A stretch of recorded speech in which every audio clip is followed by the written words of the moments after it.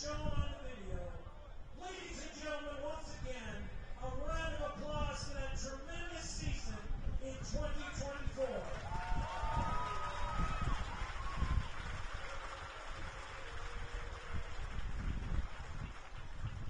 And now we're up to the press box. We are going to introduce the 2025 Collegiate Okotoks Dawgs team.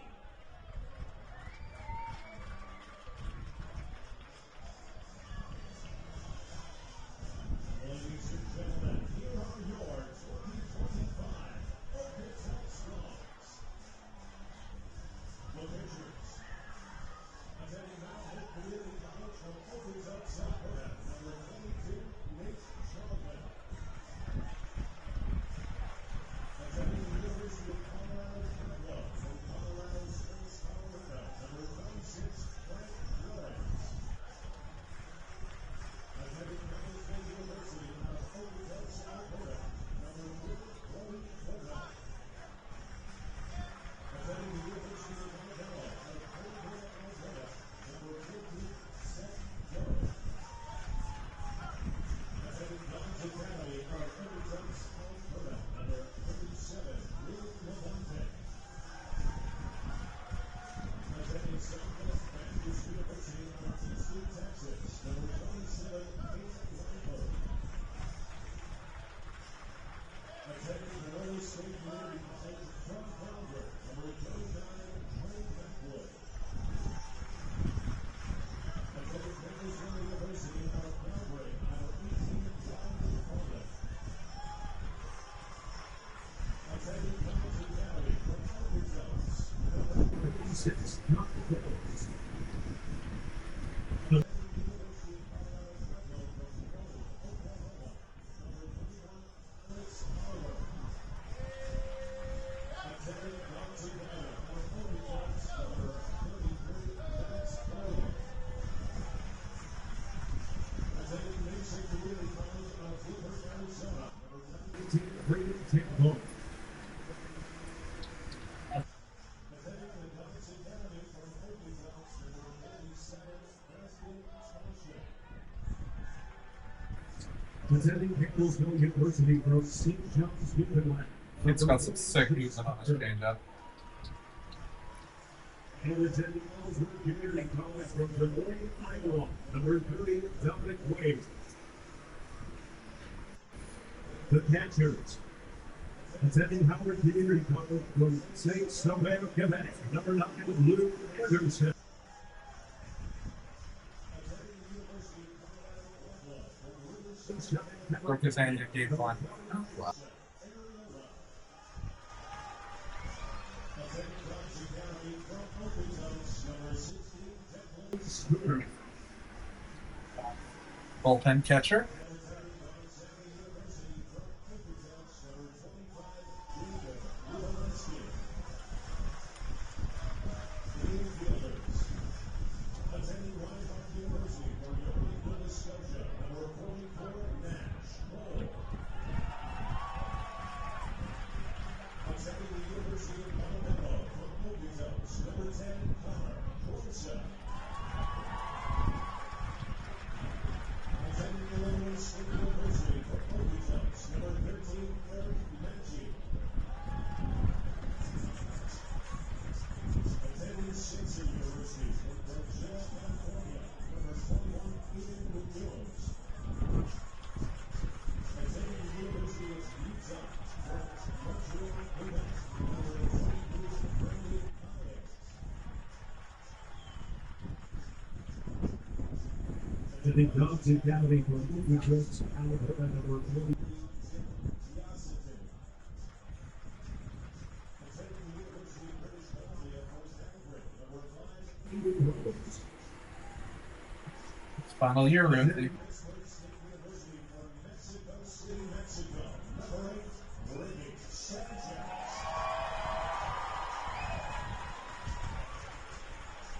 Attending Cactus University from Gig Harbor, Washington, number 12, Zane Scansey. And attending Middlebury College from Whitby, Ontario, number 11, Matt Van Slyke.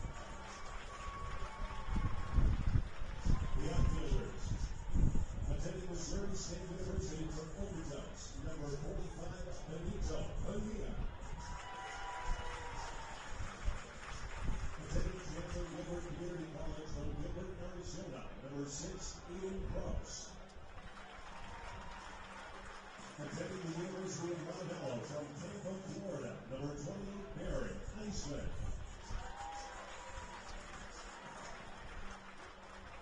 Attending Linbeck Community College, number 7, Jackson Farah.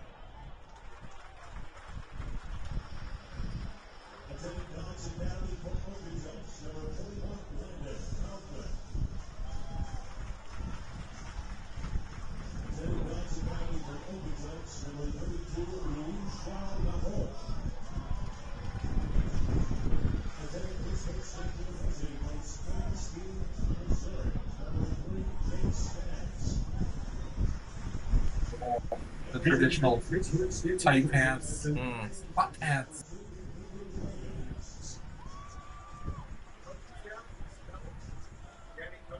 Yes. The coaching staff for your Dawgs, the assistant coach, Andy Peterson. The assistant coach, Peter Rock. The pitching coach, Jim Smith. And the head coach, Lou Hope.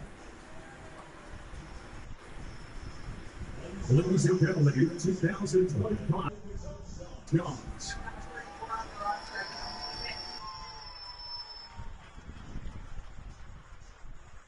Well, what do you say, fans? That looks like a championship team here. You're going to hear it often. You're going to hear it frequently. It's our mantra for the year. We want more. We're going for 4. Guys, let's make it 4 in a row. Let's have a wonderful 2025 season. And now, ladies and gentlemen, our opening ceremony is going to go a little bit more of a personal direction. And I'm going to invite the Energy City Cactus Rats to return to their dugout. And we'll carry on in a moment. Let's have a round of applause for our visiting team joining us here tonight. Honoring Don Seaman. Fans, you no doubt noticed the logo on the field in front of each of the dugouts. Dawn 100.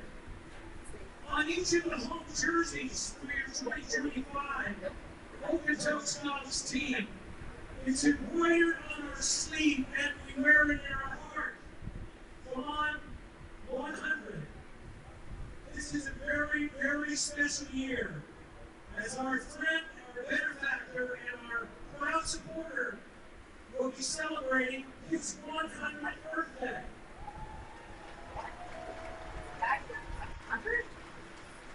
Over the course of the history of our stadium, we've tried to make an effort to pay homage to honor and thank the Seaman family for their generosity over the years. In Section 107, there are 4 permanently installed granite seats that will forever acknowledge and remember the support of the Seaman family. Joining us here tonight on the end of the bullpen patio are over 50 members of the extended Seaman family. Wow. And I'd like you to join me in welcoming them. They said hi to me as I was walking into these to watch the Flames games and now we're together. Of course. Snuck me into the bar so I could watch Flames games. That's great. The one bar that had satellite. Fans, I'm going to draw your attention to the video award for a very special presentation.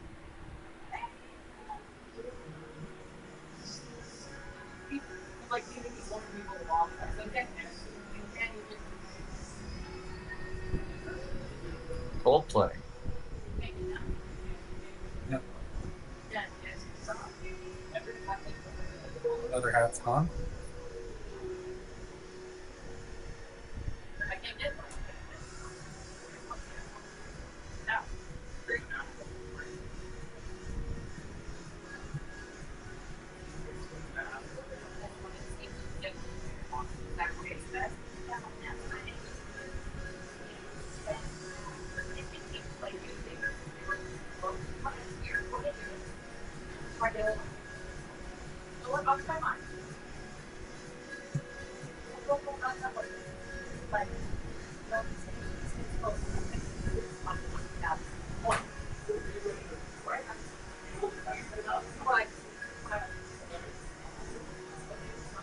really windy up in the away. Yeah, I got it. We run a minute ad after we finish all these things. Oh, that's true. It happens. Like, I think we play during or play the anthem.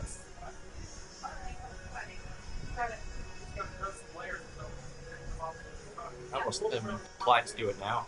I'm almost inclined to do it now. I think we've got enough of it. It's worthwhile to stay on this. Later. We'll be fine.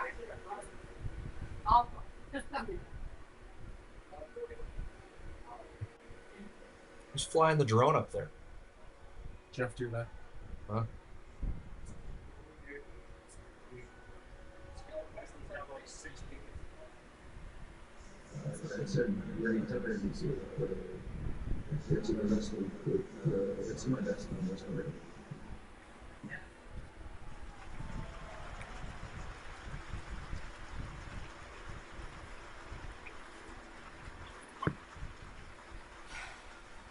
Always in John Fox so much. Please rise and join me in welcoming from the Dog Pound Lounge, Don Stevens to Stevens Stadium tonight.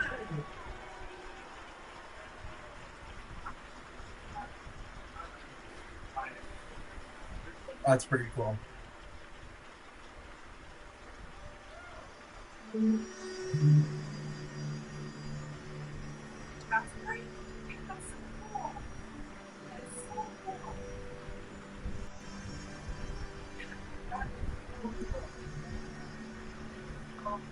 Bring me out here to be able to be here. That's pretty cool. He's 100? Yeah. Oh, he was alive. He hasn't been in good health. No.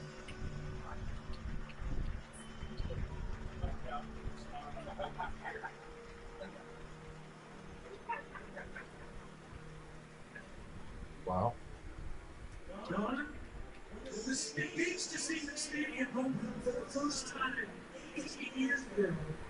It would have been absolutely impossible to imagine the impact that this stadium would make on this community, on baseball across North America, and most importantly on us, the Dawgs family. And somehow it doesn't seem like enough. But Don, we say, from the bottom of our hearts, thank you, Godspeed.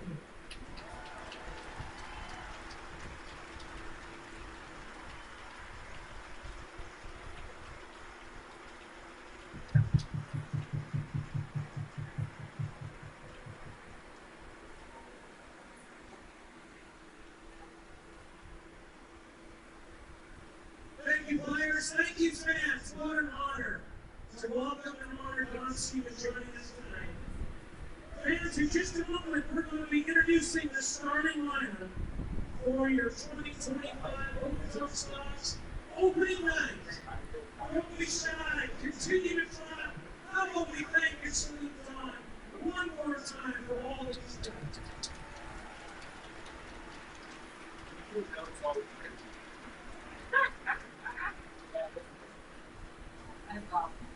One more time.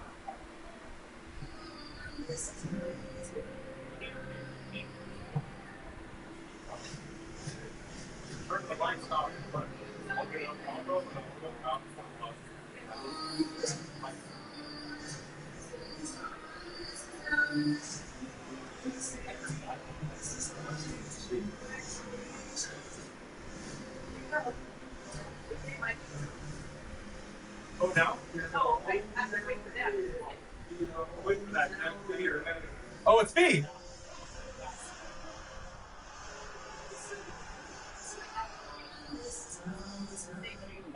Attaboy.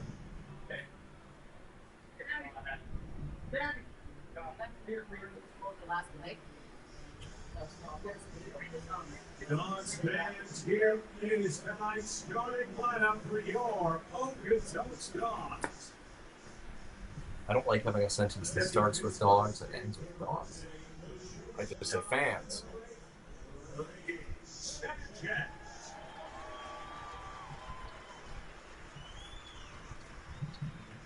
Attending the University of Montana, the pitchman, number 10, Connor Gorsuch.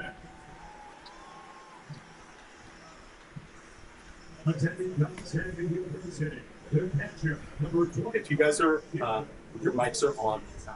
I don't know what's going on, but you're on. Attending Ron, Just flip it off on the video. So this is on.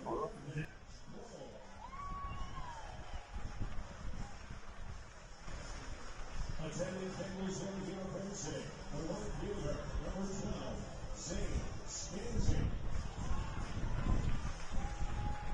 Attending Missouri State University, the designated hitter, number 45, Pedro Polino.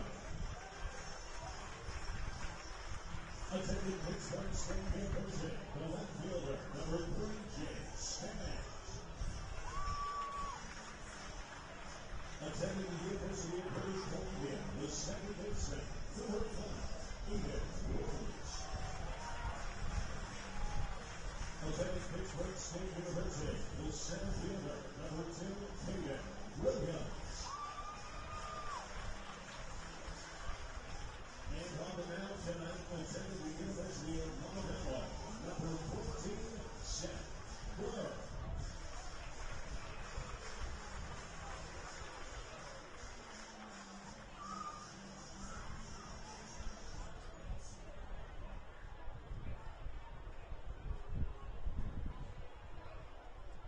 And now, fans, please rise and join Red Rose as we honor our nation with the singing of our national anthem. I got them.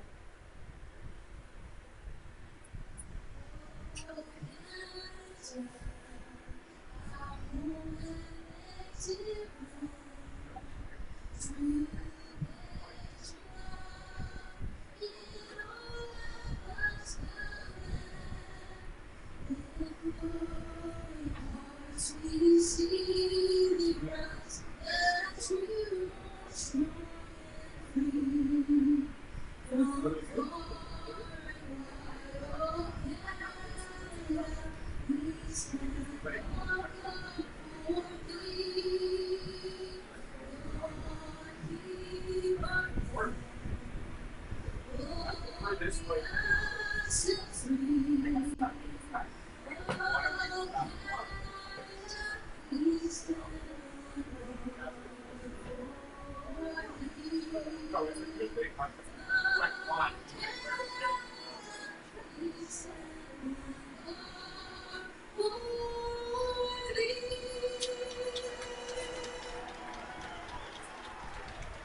Seconds of odds. Okay. I'll do an apology. 60. Ladies and gentlemen, making his way to the field for our honorary first pitch ceremony is a legendary dog. This young man came from the original U team. He was one of the original 4-4.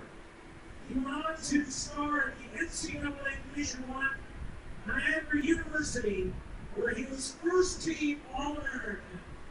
In addition to being God's grandson, he's one of the finest young men you'll ever meet. I am proud to introduce Cactus or Kenya.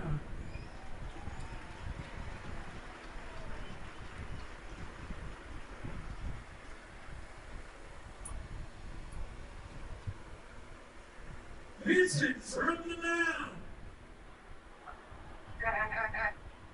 It's your pitch. What an honor tonight to have the Secret family here. What an honor to have all of you. So you gotta keep this tab open. Have a wonderful season. We'll see you as we go.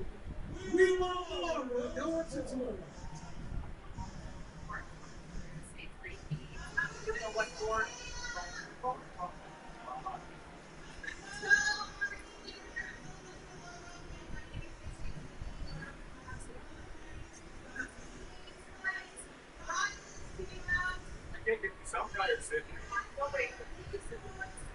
Hello and welcome, baseball fans. Just going to open up with a little bit of an apology. New system here at Siemens Stadium, so we thought we were off the mics during that presentation. Apparently we were live. I do issue an apology on behalf of myself and Mike Gould. But we are now live to bring you the opening game here for your Okotoks Dawgs taking on Energy City, the Cactus Rats. In the only province where we don't have Rats native, we've now got a team named the Cactus Rats, Mike. My qualms with the team name are located primarily on the first half. Energy City, I've never heard of it, but purportedly they are in competition with Okotoks here in the WCBL, and we are very excited to give them an Okotoks welcome. And the Dawgs themselves, Conrad, looking for their first win of the 2025 WCBL season after dropping their initial effort by a 12-11 score 3 days ago. Yeah, and it's one of the ugliest ways to lose is when you lose on a wild pitch. I can't say I've heard that very often, and I can't say I'm very happy to hear that's how we dropped game number 1. But the Dawgs looking to rebound here against this squad from Energy City. On the mound today for your Dawgs, Seth Gerb. Seth comes in with a 4-pitch mix, a fastball. They'll top out at 93. A sinker, a slurve, and a splitter. So 2 different off speeds. The sinker, which will have that vertical move a little bit in between, and then that 4-seam fastball. 93 miles an hour, Mike.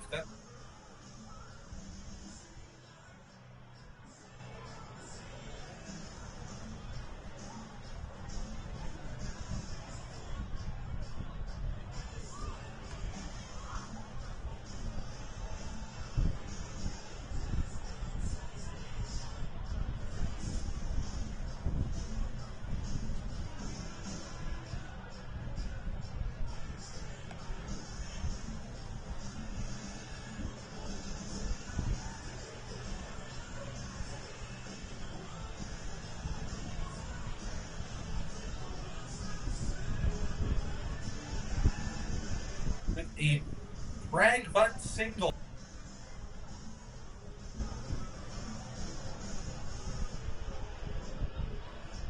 Still new. The Energy City Cactus Rats. Robert De La Garza. I just don't know how you could possibly confuse it, Conrad. We all know.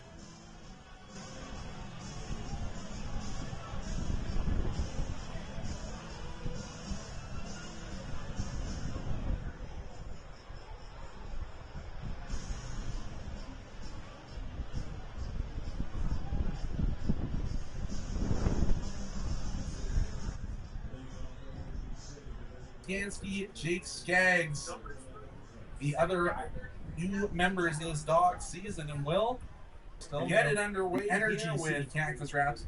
The first batter for the Electric City. I just don't know how you could possibly confuse it, Conrad. Probably We mess all that up know a few Energy times. City. And I'll make sure I write it down. The first pitch, right down Main Street, a called strike. You can see that De La Garza really wanted to hold back on that one, but he couldn't prevent himself from crossing over the plane. So that's a way to introduce yourself to the Okotoks faithful. A first pitch strike here from German winds and fires. That one called low. Yeah, that one's a little bit low to the outside. De La Garza, 5'11", 185 from Baylor University. Some big name universities coming into this former prospects, now Cactus Rats, and holds off on that pitch down in the bottom of the zone, and checking up at first was Wroblewski. It is going to go to 2-1. Yeah, much more successful check that time from De La Garza. Versus De La Garza again. The pitch swung on and missed. A healthy hack there. I would say that's the first pitch that De La Garza has faced without restraint. And kind of took him all the way out of the batter's box. Let's see what Gurr can find here. He takes the signal into the windup. Pitch fouled off. Staying alive is De La Garza. De La Garza hails from Eagle Pass, Texas, about as far away from Okotoks as you can get in this continent. Yeah, it's not many places you can go further. Well, obviously, Ricky Sanchez from Mexico City, technically a little bit further. Well, just wait until we get to number 9 in the batting order for Energy City. I'll wait. Swing, and that one's fouled off right towards that new championship banner. As I said, we want more, we want 4. The motto here for the Dawgs this year. Can't think of many organizations that have gotten a full-blown 4-peat without any interruption in any sports league. That one high and inside. Count goes full. Yeah, the Montreal Canadiens and the New York Islanders are about the only ones that I can think of in hockey. And aside from that, I know the Green Bay Packers have had some pretty good runs in football, but I don't think they've ever won 4 in a row. Full count offering down Main Street. Garza gets a ride into that one. It'll be right into the mitt of the left fielder today, Jake Skaggs, 1 away. Put that in your score sheets in an F7, and first action in Okotoks out there in left for Jake Skaggs. Well, coming up next is Parker Husu, who is batting second, playing right here for Energy City.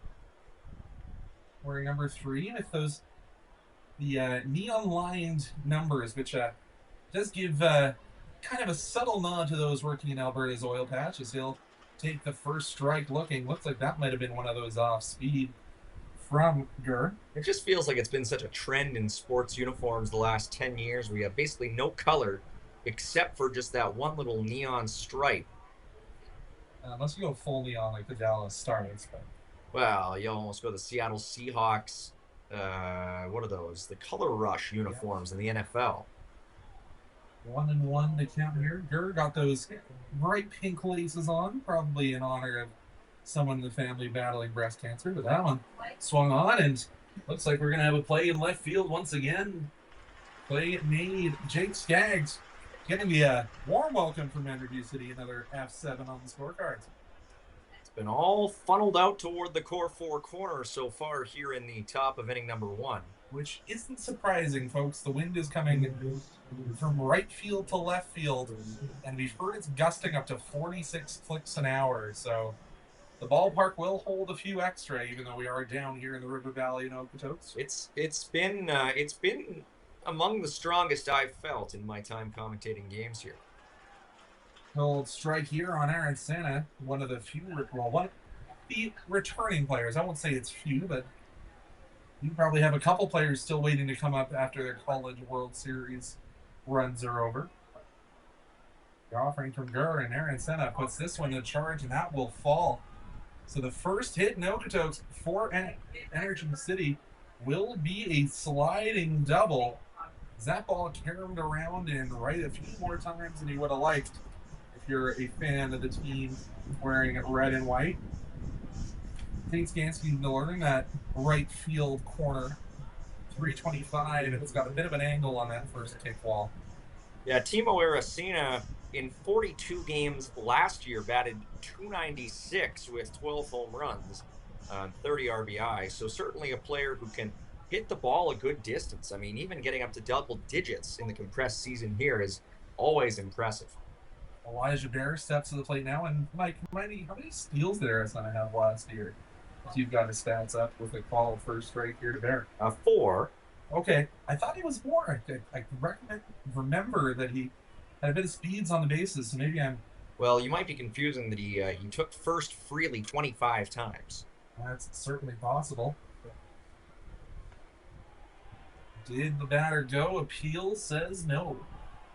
1-1 the count here to Elijah Bear.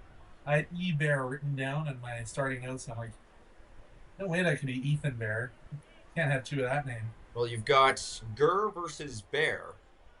That's a great matchup. Swings and misses. That'll bring the count to 1-2. Well, go ahead, Conrad. I was just going to say, can Gur get his first K on the score sheet of his 2025 Dawgs season? Lots of balls hit hard so far here early on. I'm sure the Dawgs would like to limit that. Oh, Robletzky thought he had stolen the corner, but we'll go to a 2-2 count. Seth, we did a player poll of how the players could answer and give us some information on them, saying that his nickname is the Girthquake. And we'll just leave it at that. So we'll see if the stadium can rumble here with the Girthquake. Gets contact up the middle. Croson fields over to Kroll. Kroll with the easy out. And Eden Electric or Energy City, no runs. We'll be back for the Dawgs half of this first inning when we return here on Dawgs Baseball on Home Team Live.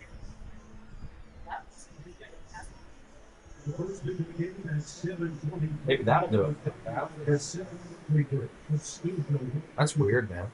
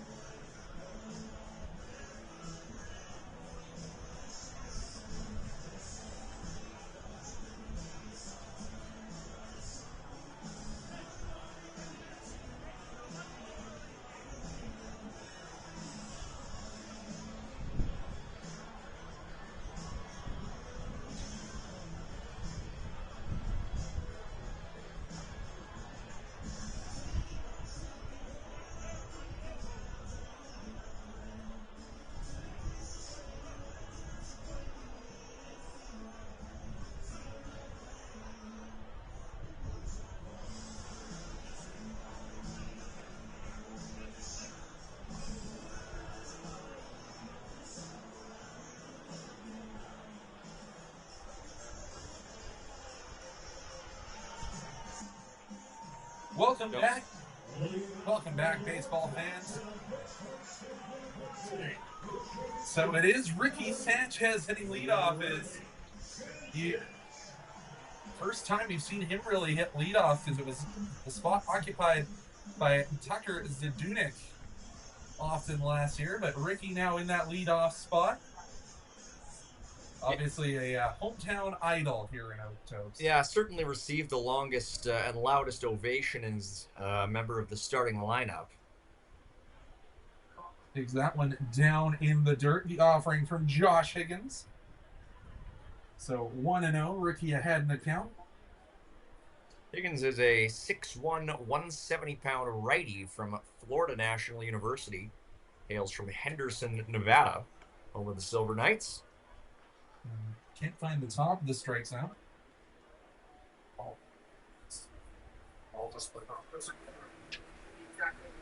But yeah, Ricky always been a fan favorite dating back to his time here in 2020. He'll swing and miss at that one. You can see he wanted that one back. A little bit of adios mio for Ricky Sanchez. Yeah, just an extraordinarily long tenure with this organization for one player. Him, Brody, Hunter Croson actually was an Edmonton prospect in that 2020 season, and Ricky gets a hold of that ball. Will it have enough to stay out or to get out? No, it will not. Fielded by the left fielder. That was Jaden Cummings, and as we said, the wind might hold a few balls in the ballpark and robbed Ricky of touching them all. Yeah, it certainly seemed like Sanchez got good wood on that one, but might have just gotten under it a bit too much, and he's put away to start off this bottom half of the first inning.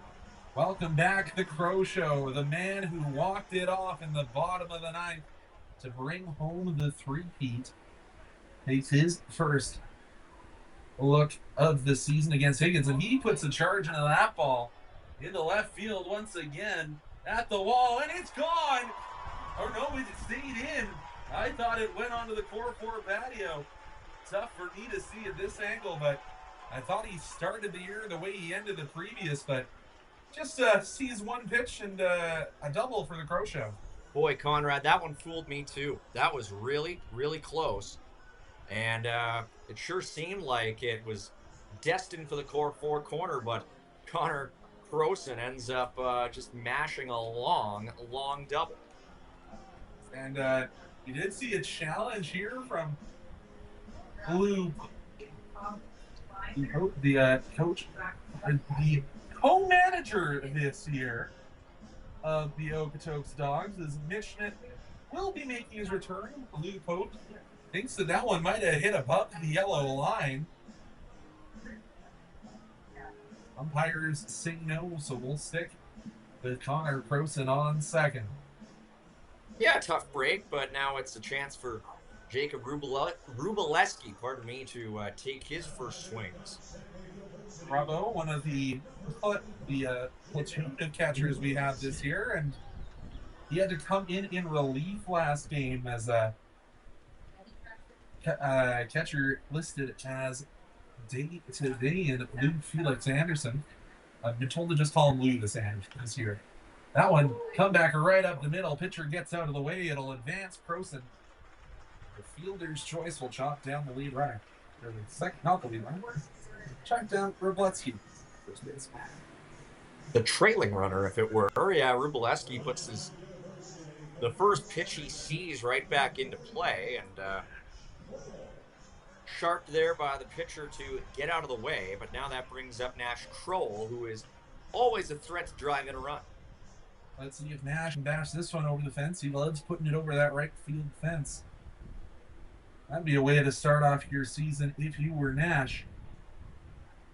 Nash sees that down in the dirt, picked well by the catcher for the Cactus Rats, Ferguson. The Dawgs know what a wild pitch can do to influence the outcome of a game, and they were almost the beneficiary there. I gotta say, Ferguson with the all grays on and that blue helmet does give off roughneck vibes. I'm not talking about the lacrosse team that calls the Calgary Saddle Dome their home. Two pitches not really close to the strike zone so far toward Kroll. I think they're trying to play with him a little bit. A little bit of pitching around the power batter here, but I think there might be one to swing at here, but knowing Nash, he might not even have the green light, even though it is Nash Kroll.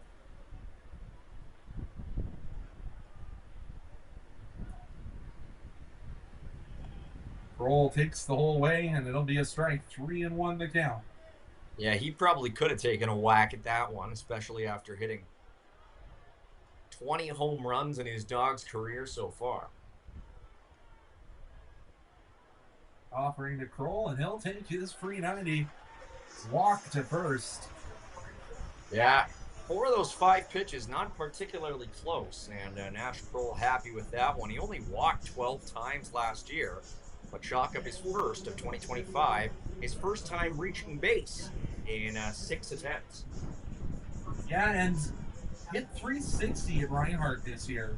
So I think with more data coming in, that'll fix the stats a little bit for Kroll. But that'll bring Zane Skansky to the dish. That one caught the upper right corner, and I don't think Skansky really agrees. I would, characterize that one as a generous strike call. Out of Campbellsville University, Gig Harbor, Washington, place of birth. Ooh, and that one was in a similar location and a similar grimace on the face of Skansky. That one looked like more of a strike to me, but certainly it looks like the pitcher's taking some stuff off of his offerings to Skansky here as a bit of an unknown quantity. Rolls running. Swing and a miss, and down go the Dawgs. Skansky down on 3 pitches. We'll be back for the top of the second. Return here on the Okotoks Dawgs broadcast. On Flow. I apologize. Just going back to what I know. We are on Flow. Oh, Conrad, they're going to come for you now. See ya after this little break.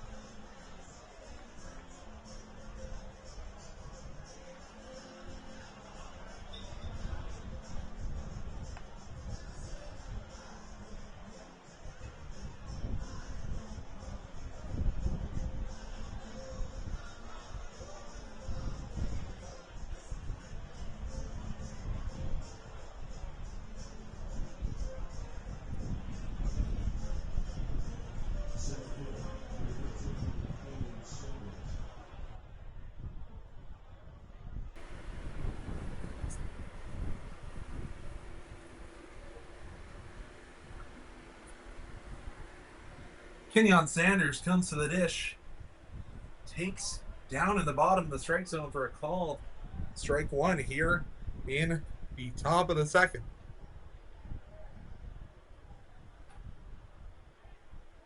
Seth Gurr stares him down. That one right at the bottom once again, but that one a couple inches lower. 1-1 goes the count. Speedy center fielder really gets down low in that stance, so it changes the strike zone. That one into the left-handed hitting batter's box. 2-1 we go. I'm back. Yeah, real squat in that stance here from the center fielder Sanders. The 1-2 offering, swing and a miss. Let's go to 2-2 for Kenyon Sanders.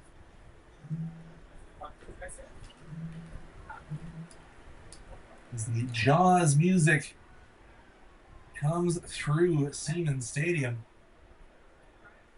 we will see what this pitch brings. Bottom of the zone, just too low. Count full for Sanders. And I don't think I've seen a stance quite like this where you get so low into those glutes, it's almost like you're doing a squat while you're up to bat. It is quite aggressive, isn't it? Puts a charge into this ball, racing over from right field with Skag. Zane Skansky gets it. One away. Well, you're going to have to fill me in on that one, Conrad. I was running out to my car for that entire at-bat, so... Nothing much to say. Some good stuff there from Gurr, and two healthy swings, however, from Sanders, and that'll bring up the catcher, Hunter Ferguson. Well, one interesting through line that I've seen is that there have been a lot of balls put in play early on in this game, and there's another one. That one may leap foul, but a diving attempt out of the glove. I gotta say, that's a lot of ground covered there from Zane Skansky. Yeah, I don't know if I could honestly say that I would have dove for that ball, but then again, I'm not playing for the Okotoks Dawgs, probably for good reason. Yeah, and Skansky, that right field is a position that formerly occupied, written in pen, written in stone almost, by Tucker Zadunik. So big shoes to fill out there, right? Might as well do everything you can to make a good first impression. Here is offers to home. Prosen charges that one, took the weird hop cleanly and gets it over to Kroll. Sometimes those ones can eat you up when they bounce off the turf, but good hands there from the Crow Show. I can't think there's many players I would rather have than Prosen manning that shortstop position. No, the list would be limited. It's an extremely formidable comparable.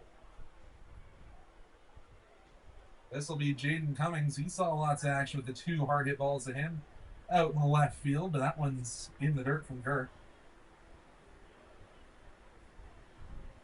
Did see Aiden Rose also trying to chase that ball down. I think this is Aiden's last year of eligibility, if my math is correct in the offseason. If Ricky Sanchez is of any indication, you can play with the Dawgs indefinitely.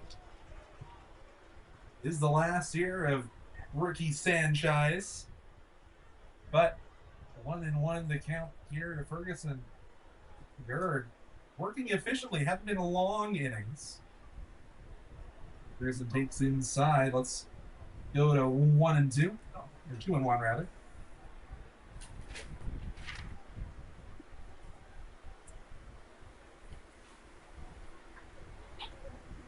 Gurr delivers. Fouled off, and that one rocketed into the parking lot all the way over to Siemens Stadium. Boy, Jaden Cummings really took a rip at that one, and he only just barely.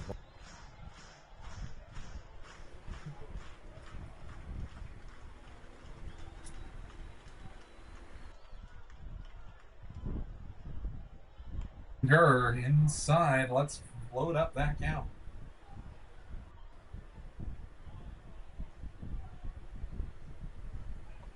Gurr, if he wasn't a baseball player, one of the many dogs who answered he'd be a golfer.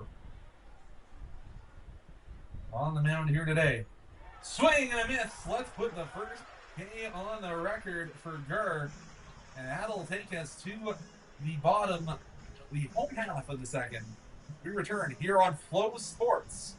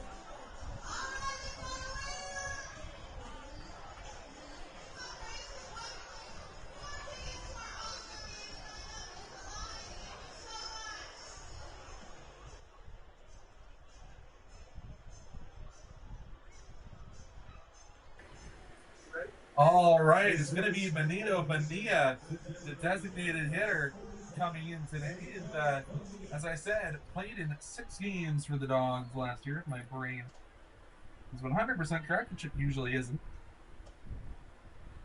Yeah, we won't hold No, the it is 6 games played and hit a .353. The Dawgs Academy product, committed to Missouri State University. Watch that one all the way in for a ball. I do my homework sometimes, Mike. Of course you do. Oh, Bonilla saw that one high in the zone, did not swing, but it's called a strike. Bonilla, one of the taller players on this Dawgs squad, and you'll see him DH, play the outfield, and if Nash Kroll needs a day off, you'll see him over first base. Bonilla gets that one off the end of the bat, charged by the third baseman, and the throw was high, but in the area code, and Bonilla is retired. Yeah, just kind of tapped it off the end of the bat and couldn't race that one down. Good play there from the third baseman. Let's see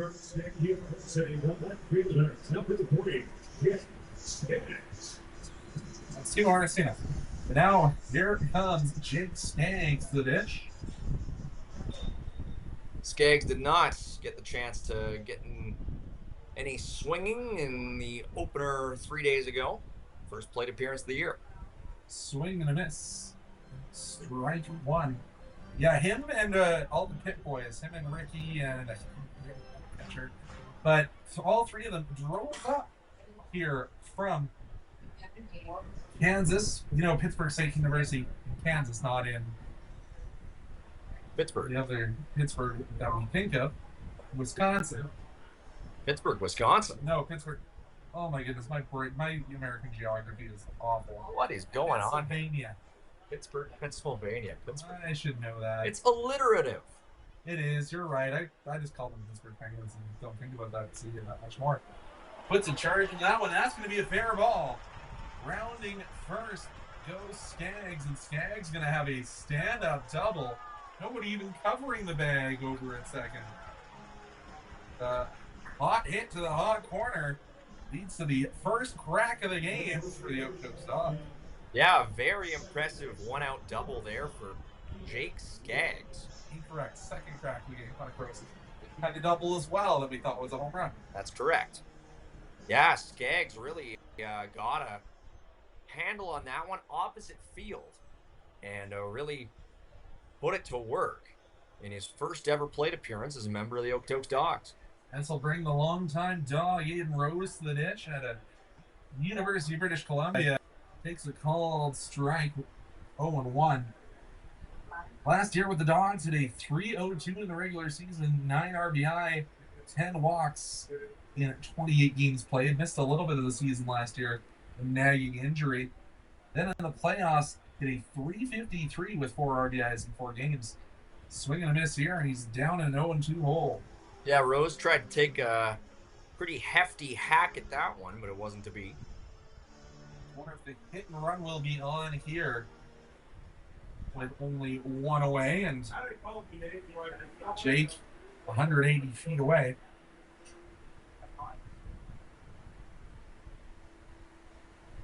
Not harder than him to keep Skag on. Now it'll be well outside, and Rosie works the count to 1-2. Rose, the Calgary, Alberta native. Got a few more Calgarians on the squad this year, I noticed, when they were doing the introductions. Yeah, Rose has never been a power hitter. He's never hit a home run as a member of the Dawgs. I want to loop out and off the netting, right off the top of the bullpen. There's the dugout Robin. Speaking of the bullpen, brand new bullpen infrastructure. It's all turfed over there now, so the Dawgs pitcher is warming up to have to worry about the rain and the shale. Part of the brand new renovations to the Urcandia Fieldhouse.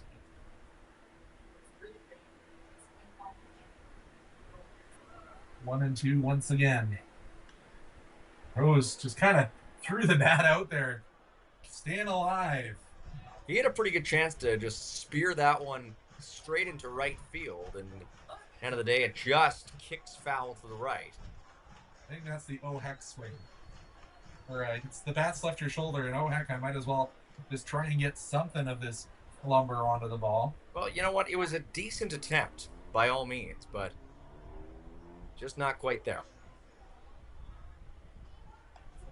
Rose takes just off the plate, and we'll go 2-2. Good discipline. This is a guy who drew 10 walks in 28 games last year, 14 and 31 the year before.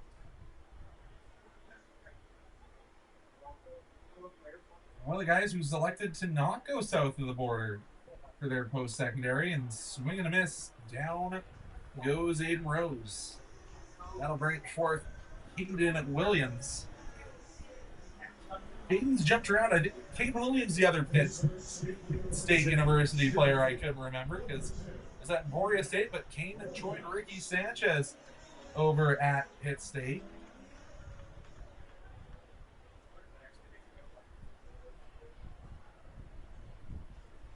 Hit a 307 in 26 games last year with the Dawgs. Was kind of a rotation guy last year. Another player who, like Rose, has never hit a home run as a member of the Dawgs. A little less of a sample size of only the 1 year. Still, we've seen smaller sample sizes, I would say, than 26 games. It is a decent amount, and 23 runs in those 26 games. Just not one of them clearing all 4 bases at once. Good old small ball. Obviously didn't play many games in Brooks last year. Check up at second, and that one looks like it's got almost a pitch out. That one bounces into second. 2-0 the count to Williams, but Skag needs to be aware. Yeah, Williams was pretty proficient last year when it came to drawing walks, 22 of them in his 26 games. Really managed to juice that OPS over the back half of the season in particular, although he didn't play in any games after July 13th. Speaks on the outside corner, and Actually, I think they're going to say that one was in there. oh yeah, you are correct, Mike. I thought I didn't see the hand go up, but it's 2-1 to count. Didn't talk about our umpiring crew today, but it is Jeff Wong behind the dish. Williams puts that one into play. See if he can battle the Sun. Sun will not be the 10th man. Fly out to left field. And your Dogs through two have not put a run on the board, but they've gotten 2 hits. We'll be back with the top half of the third. We return here on FloCollege.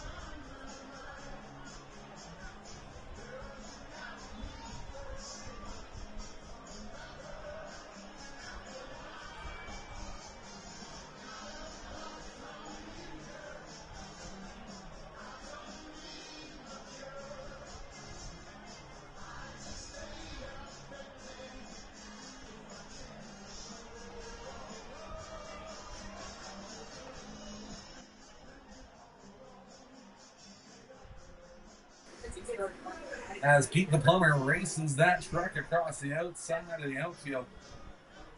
Energy City will come to bat, and it's Hack McCluskey, second baseman today, making his first steps into the batter's box. Gotta say, Seth Gurr has faced 1 over the minimum today.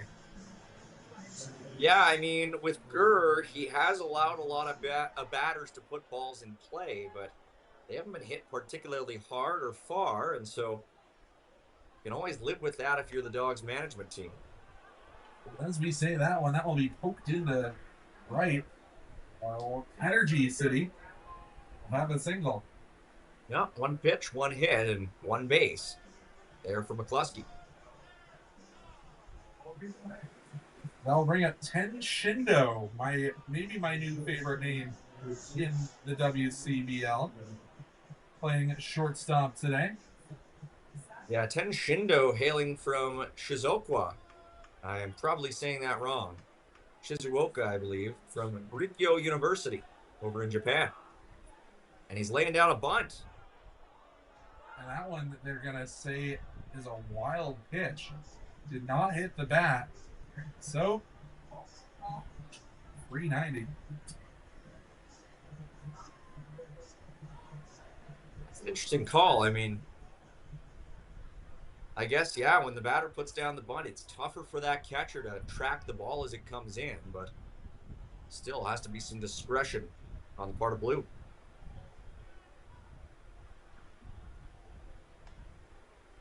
Been learning a little bit more about Japanese baseball players, watching the Trevor Bauer series now that he's back in Japan, and see a lot more of that small ball, that bunting approach, and saw that Ten Shindo just put his hand up there saying his apologies. That was a hot shot right near the dugout. That was quite the swing. I mean, it almost looked like an underhanded swing. Yeah. Let's see if he does it again. Not that time. So there's this, it's a Japanese style thing. It's almost a softball style slap bunt that some of these players use. We think of Ichiro Suzuki earlier in his career, just kind of trying to make sure it would roll through the infield more than elevate the ball, and try and use speed and quickness to get there. We'll go to 1 and 3 to count here to Shindo.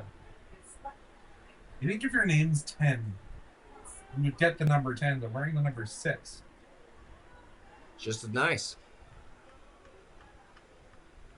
I'm surprised they didn't call the initial pitch a strike. He laid down the bunt. Typically, when a batter shows that, that's a strike all the way. Must have pulled it, and it must have gotten the bat out of the plate before the ball crossed. But full count here to 10 Shindo.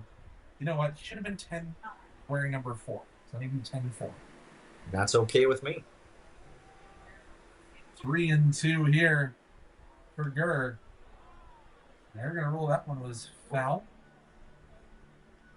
Yeah, that was more of a conventional swing from Shindo. I'm not certain whether on that one that I noticed he was just aiming for something that he thought was a little lower in the zone, but it's been a while since I've seen a batter's wrists move in quite that fashion.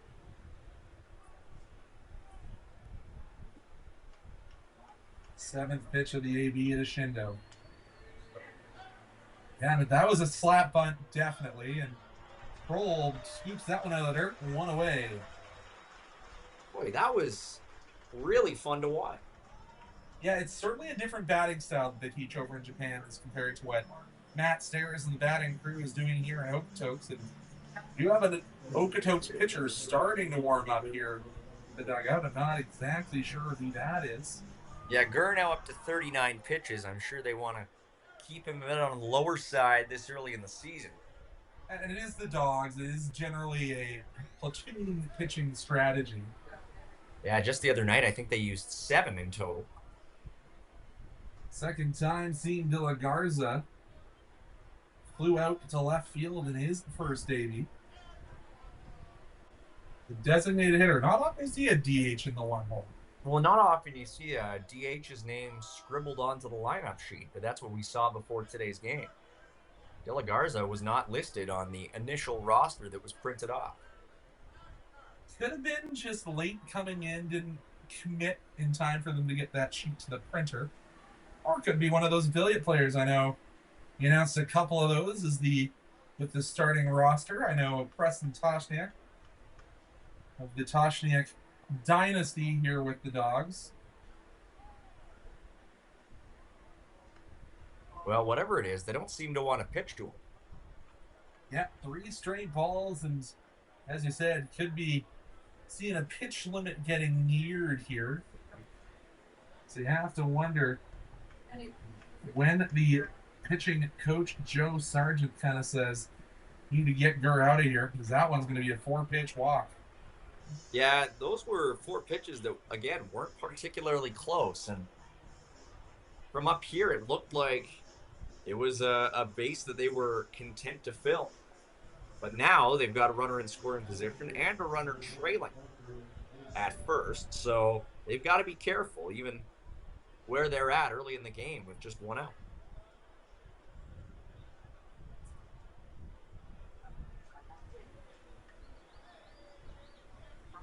So the second time we'll see Parker Husu come to the dish. That one's right down Main Street. 0-1 for Gurr. Yeah, it just doesn't look to me like Gurr has lost control. It looks to me like he's being quite precise. So interesting to see a 4-pitch walk this early in the game. Game of inches pitching is sometimes, especially if you're trying to paint corners. Oh, that one was another one that's, I think it's about 50% of the time it's called a ball, 50% of the time it's called a strike up on that outside corner. Well, it looked to me like Blue was really considering calling that a strike. If you looked that way, it was just not to be. Jeff Wong more authoritative with that strike call. And it is the invisible hand of Adam Smith manning first base and Mark Harmon at third today. The invisible hand of Adam Smith? Have you not read The Invisible Hand, one of the biggest fundamentals of the free market economic system? Good Lord. Not pay attention in social studies, mate? That one swung on, charging in for the Dawgs, the center fielder. That's Caden Williams. 2 away for the Dawgs. I was always under the impression the invisible hand was more of a Keynesian precept, but I think I'm right now. I think you are. Yeah. Yeah, in fact, I think they are diametrically opposed. In fact, they. Diametrically opposed pros, as Malcolm would say. All right. Okay. Continue, Conrad. The team over in Senna comes to the dish, and he's already had a long fly today. Well, more of a liner, but got 2 bases out of it. If you can pull the same here, he might send a couple runners home. He'll take the first pitch for a ball. Well, that pitch by Gurr was true aimed. It's just it happened that it came in around the shoelaces, but had it been a couple feet higher, it would have been dead center. 1, and Aaron Senna fouls that one off himself. Emphatically pointed that it bounced off home plate. Save the energy for the runners on base. Let them know they can just turn and walk back to their bag. Yeah, we did see Aracena hit a double in the top of inning number 1. He is slugging 2,000 here today. Mr. 2000. Error takes the signal. Briefly checks the second base. Aaron Senna gotta hold that one, but the wind will help that one bend and banana foul. Boy, that one was just belted to the berm. We're a little bit lucky that it's not quite as full on the berm as we've seen, but boy, great attendance for opening day. I would really love to see the berm fuller than that. I don't know how many more it can manage, but that said, Conrad, we have definitely seen more. It's just difficult to conceptualize with how many people are over there as it is. This is true. Beautiful way to spend a summer day, and Aaron Senna swings and misses. He'll get tagged out, and the Dawgs get out of a bit of a jam. No runs scored in the top of the third. We'll be back with the home half in return here on Flow Sports.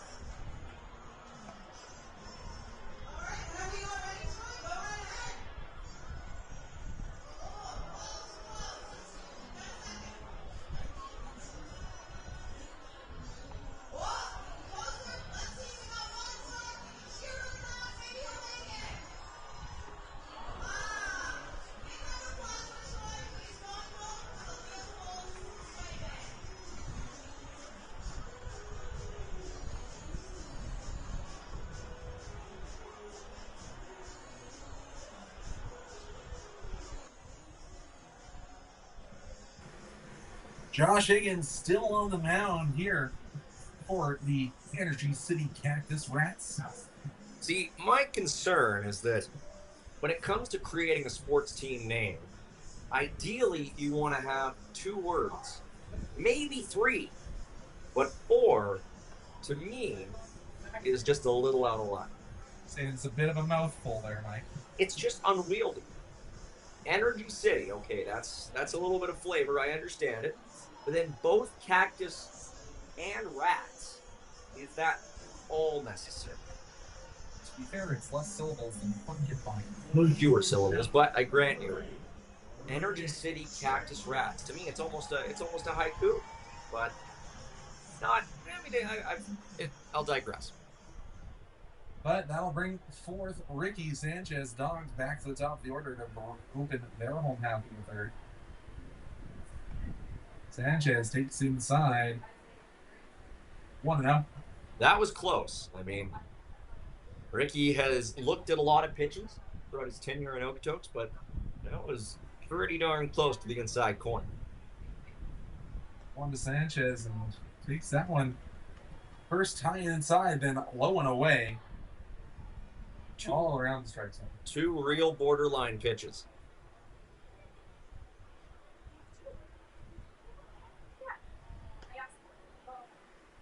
That one, not so much. Yep. I was about to say that one's. Ricky Sanchez, maybe if he was the size of Benito Bonillo, might have been a strike, but He isn't. no. Definitely the build of a corner infielder. But he will take a called strike. 3-1. As I said, everybody gets one when you're up 3-0. Yeah, that one looked to me like it wasn't that much far off from where the first pitch of the at-bat landed. So Ricky gets one way and one the other. Puts a charge into a ball, but as we said, the wind blowing in from the outfield. Second time he's found the left fielder. One away. Yeah, that one really did not force Cummings to do all that much. As he just kind of had to stand rooted into his left field spot. And we'll see if Connor Croson is able to make him dance a little bit more out there. A few of the fans down below us doing the crow show, the dance that they came up with, the arms flapping during playoffs last year. Croson swings at his first offering, but the bottom fell out of it. 0-1. Yeah, a healthy off-speed pitch there from Higgins, and you could see why Croson found it so tantalizing, but ended up just not quite being in the same vicinity. Higgins shook off the first sign and then throws a dart, puts Croson behind 0-2. Yeah, another one that Croson just swings way over. Trying to look for a similar pitch that allowed him to hit that double to open the Dawgs account for the year.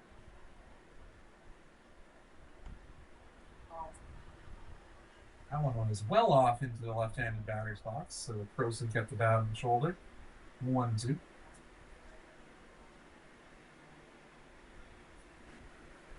Croson, another fan favorite. Glad to have him back for another year. Croson gets a charge on that one. Turning, spinning. Can he get there? The fielder falls, but makes the catch. Oh, boy. Sanders looking a little bit like Kevin Pillar out there making the catch. A lot looked harder than it probably was. I don't know. I mean, I think that was extremely impressive.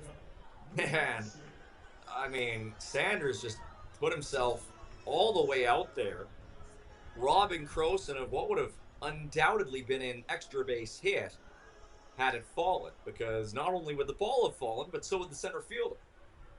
That brings Wroblewski to this dish. Takes his first offering down in the dirt. Getting to a fielder's choice by my writing. In the first. Yeah, Wroblewski watched that one just sort of bounce up to the plate. 1-0. Once again, down near the dirt. Let's make it 2-0. Wroblewski went 2 for 4 3 days ago, but heretofore been unable to get anything going here in Game 2 of the season. Wroblewski gets that one through the infield, so he'll take his single. Wroblewski, he missed a few games, well, a significant amount of games last year due to injury. So trying to make his way back. Only played 14 games for Gonzaga this year, but that's a well-known program, so probably just working his way up as a freshman. But having runners on base for this man, never a bad idea. Yeah, no official at-bats for Nash Kroll so far after he reached on balls his first time up. Nash, with no gloves on his hands, checks the swing. Another one that looked close, but not quite there. So that was one of our questions as well in our player poll. Would you rather bat for the rest of your career without gloves or field with a catcher's mitt? And I think I know what Nash picked. Yeah, I think that one's pretty safe. And a little bit of a rainbow there from Higgins. Yeah, even if Nash had been standing up straight, I think that one would have been above his head. 2-0 the count, and only took the 3-0 for a called strike, so it hasn't Second pitch that seemed the strikes went on today. Higgins now up to 46 pitches on the day. Some of these pitchers and fielders have had a little bit longer break than others, so I don't know how much gas is in the tank for Higgins. 2-1 pitch to Kroll. Bounced, but blocked by the catcher. Let's put it to 3-1 once again for Kroll. Yeah, certainly a bit dangerous there with Rubleski threatening at first.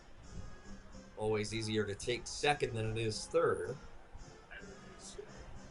Hunter Ferguson has had a couple of those good blocks today. Playing road hockey goalie, getting the shins in front of it. And Kroll will take his second free base of the day. Well, a light trot from Nash Kroll up to first base. You could say with that laid back attitude, he would maybe not quite fit in. No, but he did win the best harp slide last year. Well, with the power that Kroll can put into some of his swings, he'd have more than enough velocity to run a wheel powering Energy City for years upon end. That one's put high in the Okotoks sky by Scansey. That one's going to bring in the center fielder. This time fielded without the acrobatics. The Dawgs strand a pair. And we will head into the top of the fourth when we return here on Okotoks Dawgs Baseball. The board is presented by Cactus.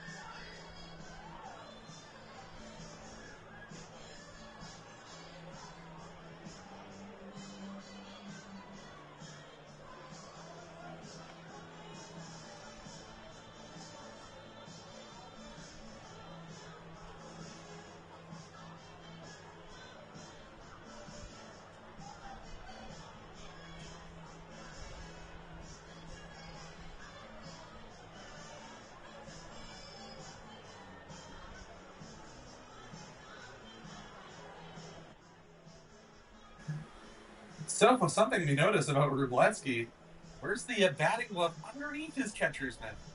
You know, you've started to see some of the goaltenders in hockey start to do that to keep a little bit of extra grip, but haven't seen that in baseball to my knowledge, but gotta say my knowledge of baseball sometimes a little bit limited. But Elijah Bear will step up to the plate. He hit into a ground ball in the first inning. I believe it was a fielder's choice, if memory serves. That was a 6-3 put out. We'll figure it out. Something like that. His first offering well off the plate. 1-0 to Bear.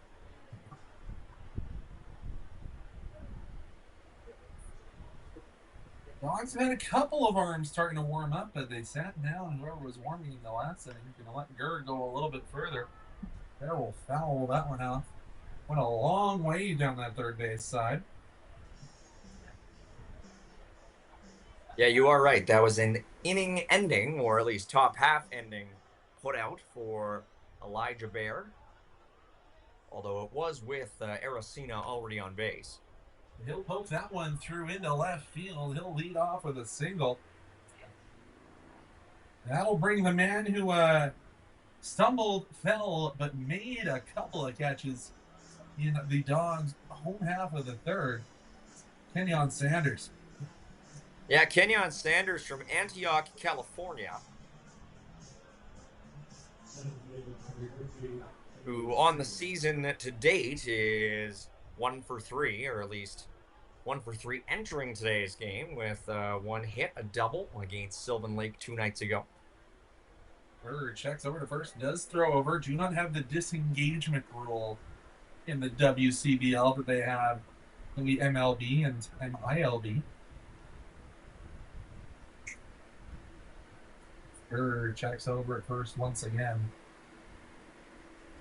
That one's going to hit the backstop, and that'll be an easy trot for Bear on the wild pitch. Yeah, really not particularly close for Gurr, and of course, entering this inning, we were wondering if the Dawgs might elect to make a change. He's up to 55 pitches now, I believe. So a little bit of a delta there, Mike. Yeah, no kidding. 33 strikes. Burr checks briefly to second. Now delivers home, and that one's the banana its way. Will it stay fair? It will not. Bounce out into the maintenance area here in Okotoks. Yeah, the thing to watch here will be whether Gurr continues surrendering balls that are put in play, because we saw it a lot in the earlier stages of this game, but they were soft hits. They were hits directly to his outfielders.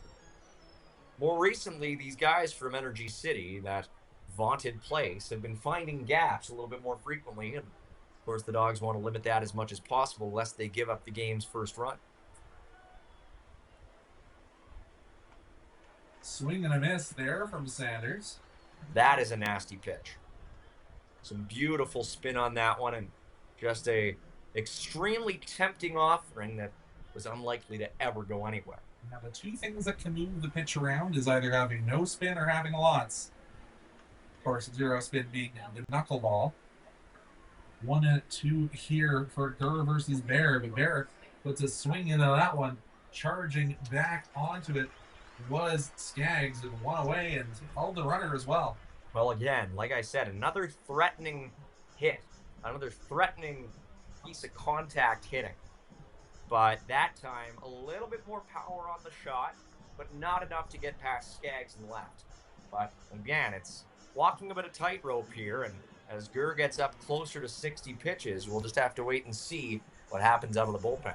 You can see him reach back for that rosin bag and get a little bit of that stuff on his hands before Hunter Ferguson steps to the dish. Ferguson, he sees that one drop down. That throws in all the time in the world. And caught stealing, gunned down is Bear.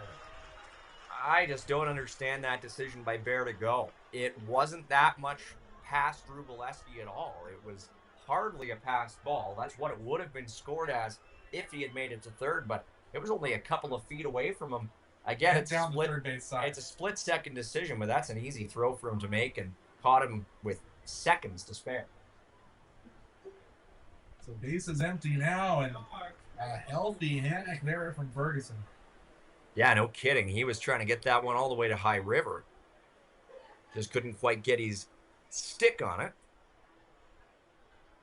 Changes your approach to the plate now. You no longer have the leading run just 180 feet away, and Rubileski catches that one on the outside corner, so let's make it 1-2. Another excellent offering that is in a difficult spot to place, and it looks like Gurr is really finding his rhythm again. Gurr fires just high. Heard a couple of moans and groans from the fans in attendance here for opening day of Siemens Stadium. That was very, very close. Again, just the vertical axis. And speaking of vertices, holy moly, that one goes way up in the air. High into the blue Okotoks skies. You know, I thought we had to worry a little bit about the precipitation today. With some of these warmer summer days in the prairies, you do get those late evening lightning storms, but blue skies here in Okotoks. 2-2 offering. That will be hit to Connor Croson, and another tough hop handled well by your shortstop. Sending them back is Cole, and we'll be back. A 1-2-3 inning for the Dogs as we head into the home half of the fourth, and we return on the sports.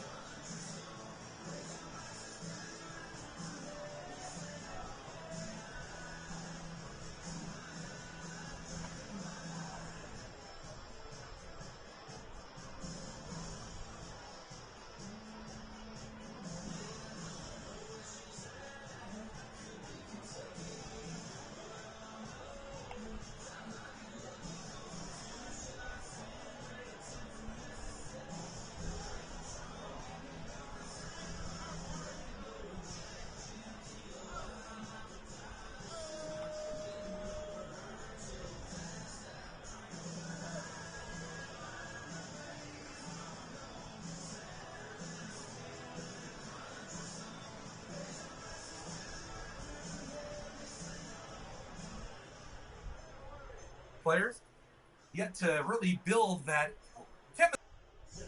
up the middle that you need for the catcher second / short.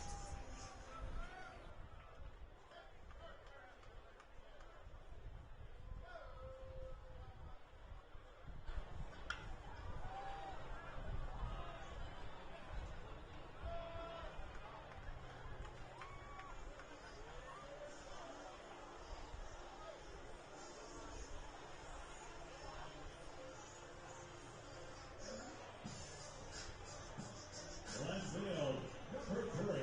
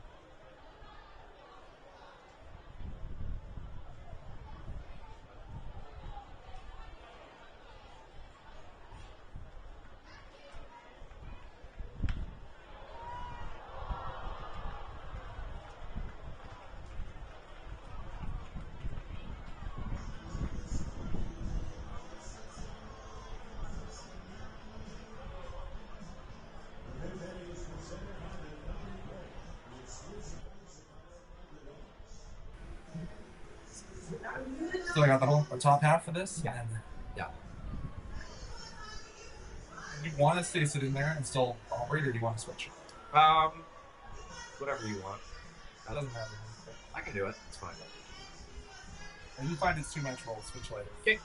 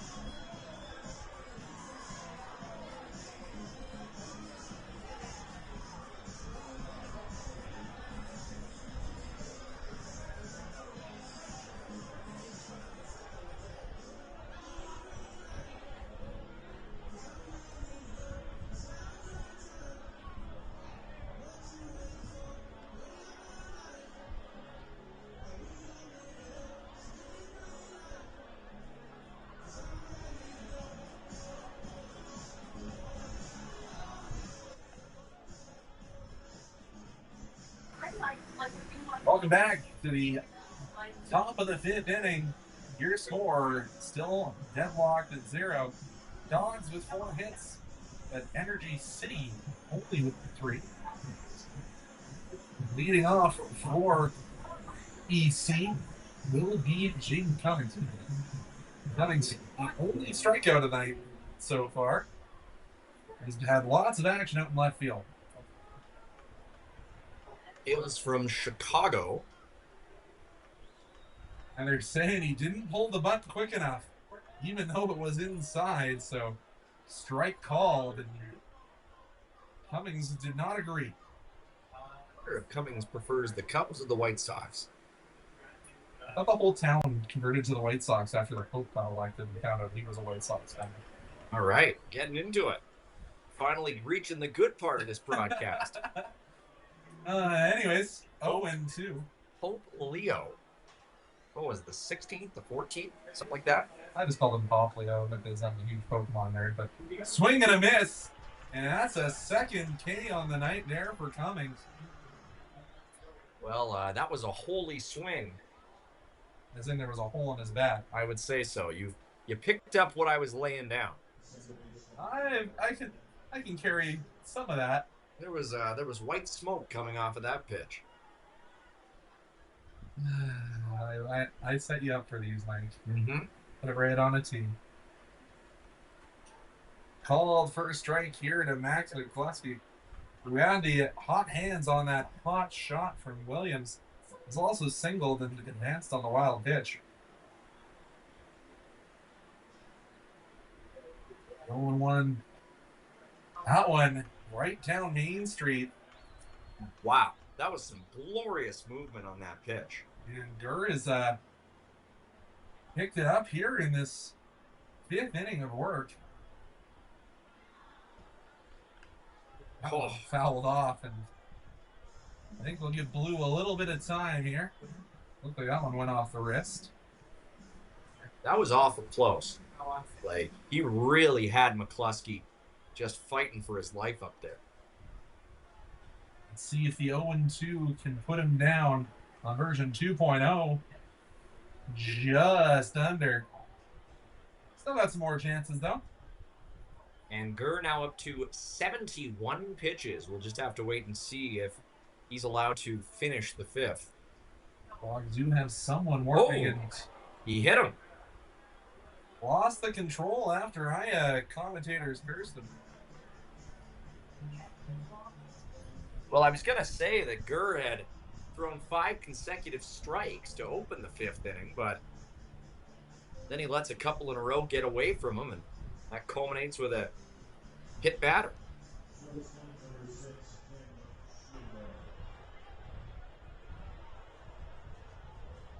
Round out his first. Japanese batting style. Let's see if he offers up a bunt. Did not call first strike. I guess it's a little bit different. Had 0 outs the first time he came to the dish, so maybe that's why y'all.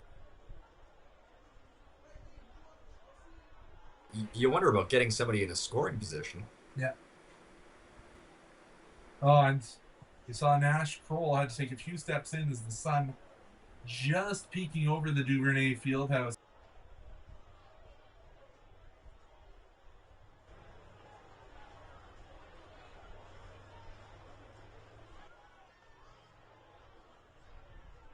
Custom 3D printing or engraving on the bars for the squat racks. It's amazing what that further investment and renovation has done. And as I said, the new outdoor pitching area. As 10 puts that one into the hole, backing up, and fielded by Aiden Rose at second base. Boy, if Shipno had gotten just a little bit less height on that one, it could have been a bloop single that would have made Ichiro proud, but at the end of the day, it just has a little bit too much vertical ascendance and ends up being perfectly fielded by Rose. And you saw there, Wroblewski was tapping the bat, making sure it wasn't broken there. Did sound awkward. Kickoff attempt once again, and yeah, Kroll will take a few steps in and give the underhand toss.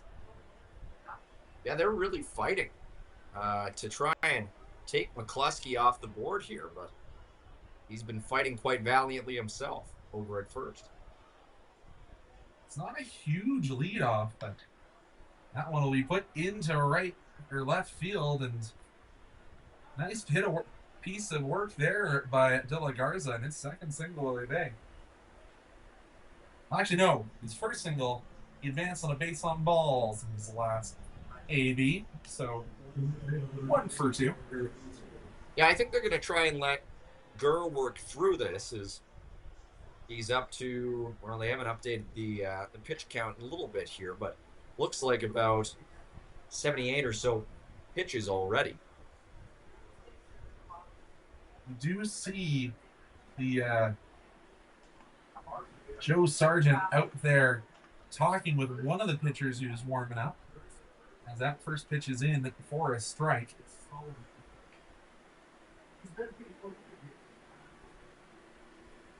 A pair of Cactus rats on the bases. Looking to stay prickly here in the top of the 5th. That one fouled off the third base side. That's right. 0-2 for Husid. Yeah, Gurr just one pitch away from getting out of, I guess this qualifies as a jam, but not really. I mean, it's one of the more threatening attacks we've seen in this game so far, but really, it's been a pitcher's duel so far. Husid had to go get a new bat. But albeit a pitcher's duel with very few strikeouts. Only, what, 5 of them combined. It's like when you used to watch Doc Holliday pitch, where it wasn't necessarily a ton of strikeouts. It was more, everything was a ground out. There's been lots of long flies today. That'll be poked. Will Sanchez get there? He won't, and Croson will just eat it. So the bags are full of rats.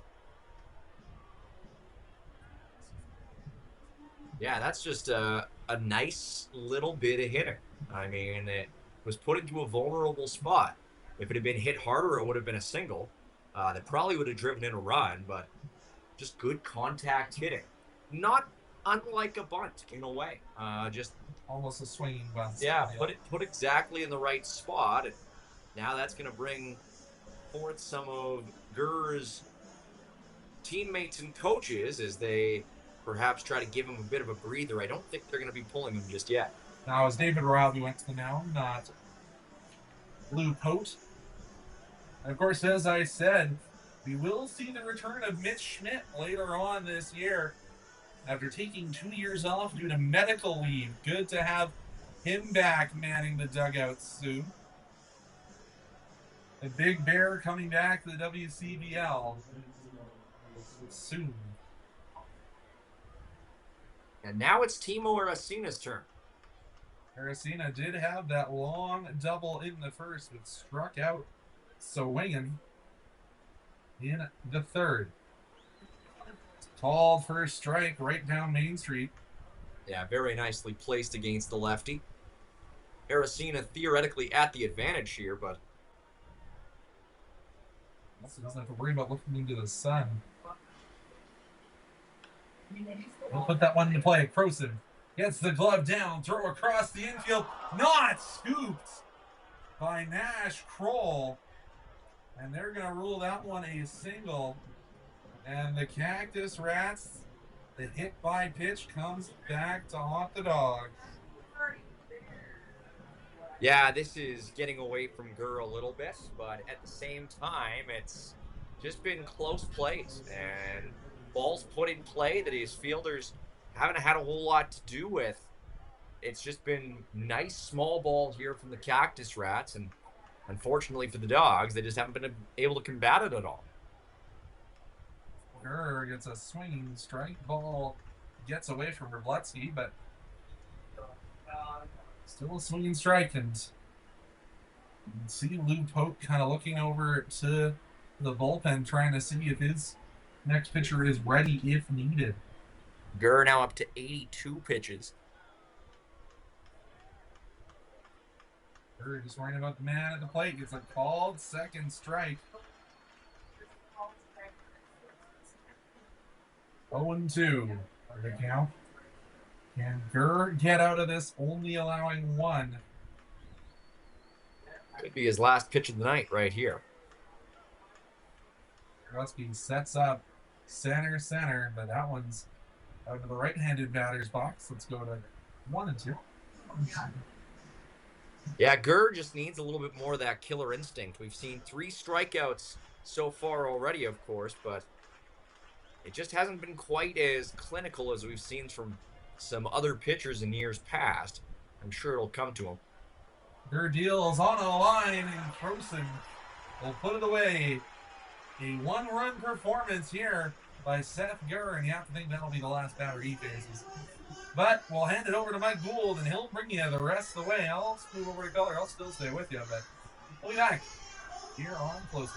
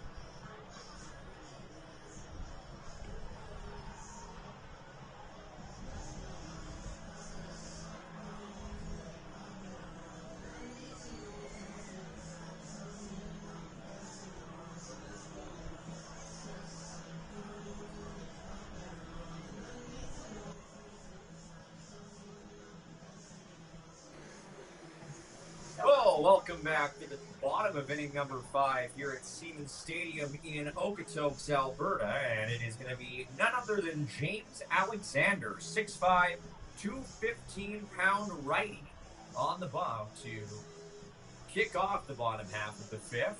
From Concord, California, attending Modesto Community College, Alexander will be called upon here after 4 strong innings from Energy City starter Josh Higgins, who allowed 4 hits, 2 walks, and struck out 2 batters, 0 runs in 4 full innings of work. Mike Gould here with you on Flow Sports. Conrad Krauser's just ducked out. He'll be back in a moment. And the Dawgs will start things off. Coming up next, it looks like it will be none other than Caden Williams, Ricky Sanchez, who will start things off here in the bottom of inning number 5. Sanchez 0 for 2 so far today. We'll see what he can manage here. Sanchez flew out to left his last time up in the bottom of inning number 3. And look out. First pitch from Alexander almost decks Sanchez right in the noggin. He's going to duck out of the way, and that's one way to perhaps wake up an offense that has really been inert so far through the first half of this game. See if Sanchez takes that as a wake-up call. Second pitch also inside, and Alexander seems determined not to even approach the strike zone.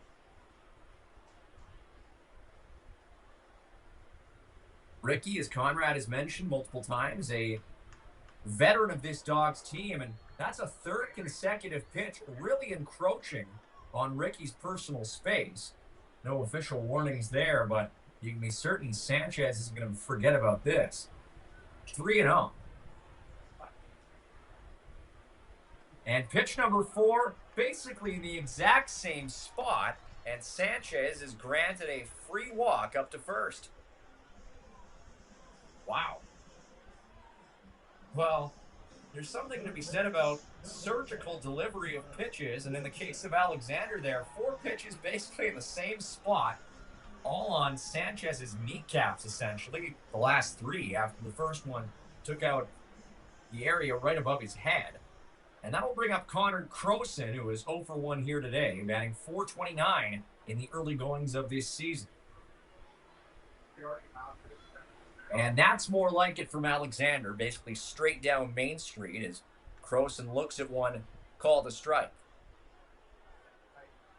Croson, another household name around these parts in Okotoks, and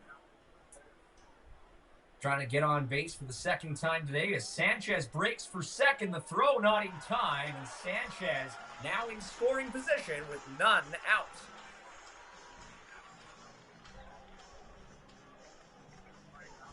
Nice break there for Ricky Sanchez, who has always been a speedster. And the Dawgs looking to tie this game here.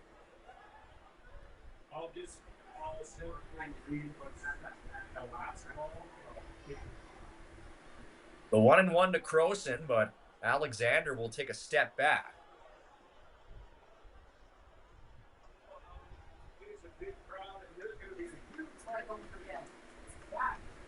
Alexander will try again. Looking straight at Sanchez. Now he deals, and that one's in the dirt.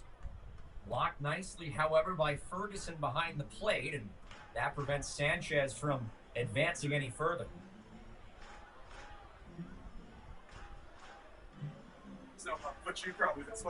Sanchez stole 3 bases last year, but the season prior he managed 12, which matched his output in 2022.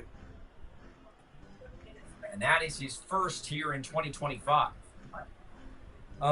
You put Ricky Sanchez on base, he's bound to take a free 90 once or twice. Now the 2-1 upcoming to Croson, who has been rather disciplined so far today. Alexander looking at Sanchez again, and that pitch again not really that close. Alexander has now thrown 8 pitches, 7 of which have been outside the zone. Yeah, and this is not the part of the order you want to allow the Dawgs to go through more than you need to. The teeth coming through. Concord, California product. I wonder if that's where they grow Concord grapes. And that one just in there, despite Croson's protest to the contrary, and the count moves forward. That's one of those 50-50 balls and strikes. But it'll be full count here for the Crow Show. Runner in scoring position, none out for Connor Croson, who has the power certainly not just to tie this game, but make it a Dawgs lead. And that one's nowhere close. Croson gets the free walk himself, and Alexander has kickstarted his evening with back-to-back freebies. Sometimes when that happens, you'll see the coaching staff come out just to settle down a pitcher, but not going to happen here in Wróblewski, the Gonzaga-bound product. Well, it's already been there for a year, but has 2 runners on base and none away. Jacob Wróblewski, who made 16 appearances with the Dawgs last season, as you mentioned, Conrad, much of it lost to injury, but he batted .309, a very respectable number, and now he's got 2 runners on base, and the first pitch, again, not close. Wróblewski is not a tall player, so seeing that one up high in the strike zone, and we're going to have a little bit of a conversation. A mound visit. What is this, 12? No, 11 pitches in. Oh, that is not exactly what you want to see. Well, when 2 of them have been, well, arguably one of them has been a strike, one of them induced a swing, maybe it's needed. Yeah, James Alexander, I mean, he's a big guy, 6'5". And so far, I mean, pitching more like Jason Alexander. We'll see if he can get back on track here. Ever seen that Seinfeld episode where George goes swinging? I have, but it's been a while. I'm not a Seinfeld guy. Oh. You know? Such a classic. I know. Don Mattingly, a staple of that show. Alexander deals again, and that one's a nice offering that Wróblewski just couldn't quite get the hang of, and it's 1-1. Tried to get his hands through the zone quickly, but just couldn't catch up enough. Alexander looking for more pitches like that here as he takes another glance at Sanchez and deals one inside. Oh, they're going to say that's a strike as well. Late call. Yeah, I think that one caught the fans here at Seaman a little off guard. Caught myself off guard. Looked a bit inside to me, but nonetheless, Wróblewski now behind the count.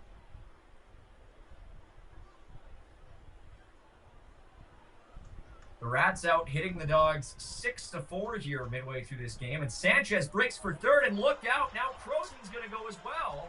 And Sanchez will stay at third. Croson advances to second on what will shortly be scored, a wild pitch. Yeah, and I think if Ricky had his eyes on home plate, he might have had the green light to go and try and take a runaway, but the wild pitch will advance the runners.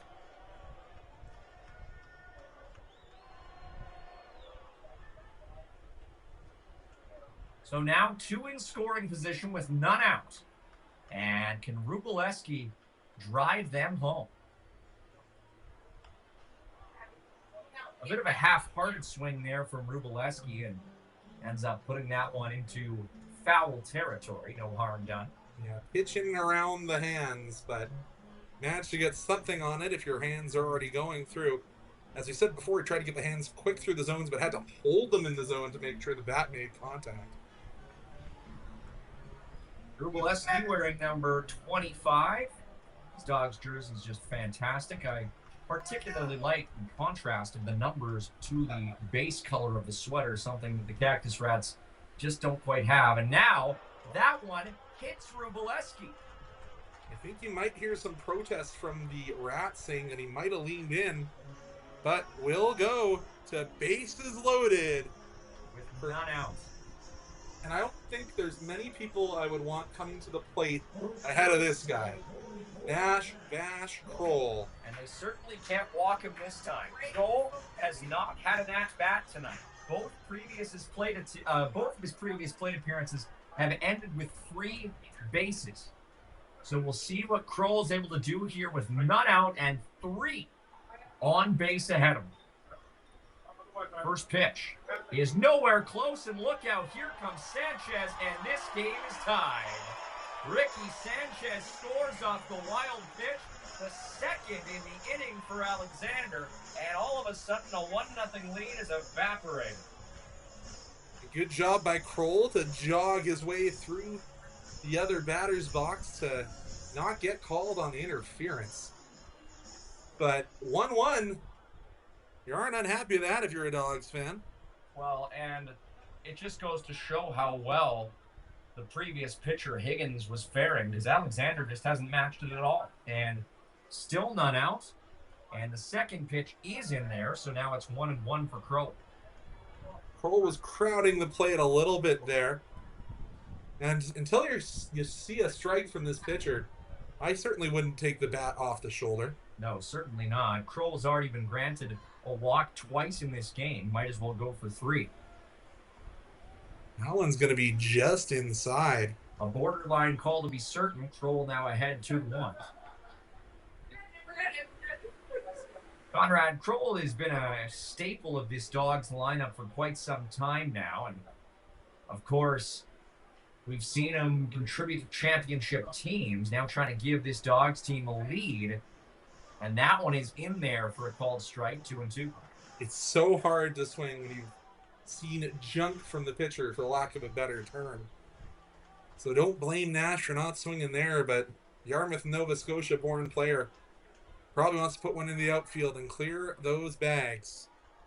The Dawgs looking for their first home run and almost another wild pitch. They've really got to get Alexander under control because he's just not finding the zone consistently whatsoever. Yeah, you know, the last big fly hit in this ballpark was a pretty memorable one, though. Obviously, I'm speaking of the home run hit by Connor Crouse in the bottom of the ninth to bring home the championship. What else could it be? It's undeniable. That one is hacked at by Kroll, but he ends up just sort of prolonging his at-bat. And the count remains full. Not a bad way to keep it alive and just throw the lumber out there. We did see 2 home runs for the Dawgs 3 nights ago. It was Croson and Paez getting on the board. And now, look out. Nash Kroll hammers that one, but not hard enough. It's going to settle there for Sanders, but it will play to run as Croson scores on the sac fly, and the Dawgs have taken a 2-1 lead. Yeah, I just need to get that ball into the outfield. And for your first contact of the day, I can think of worse things than RBI. And 3 plate appearances into his evening, Kroll remains without an at-bat. Well, and that'll bring Zane Scansey to the dish, and he's looking to improve. Strikeout and a flyout. Scansey from Gig Harbor, Washington, the home of freelancers everywhere. Pitcher theoretically at advantage here, though, against a right-handed batter, and the first pitch is just outside for a ball. I wonder if Uber's based out of Gig Harbor. That was a little bit of one of your weaker efforts, I would say. At least it was there. Yeah, it was all right. Rubleski still at second with 1 out. I blame the gig economy.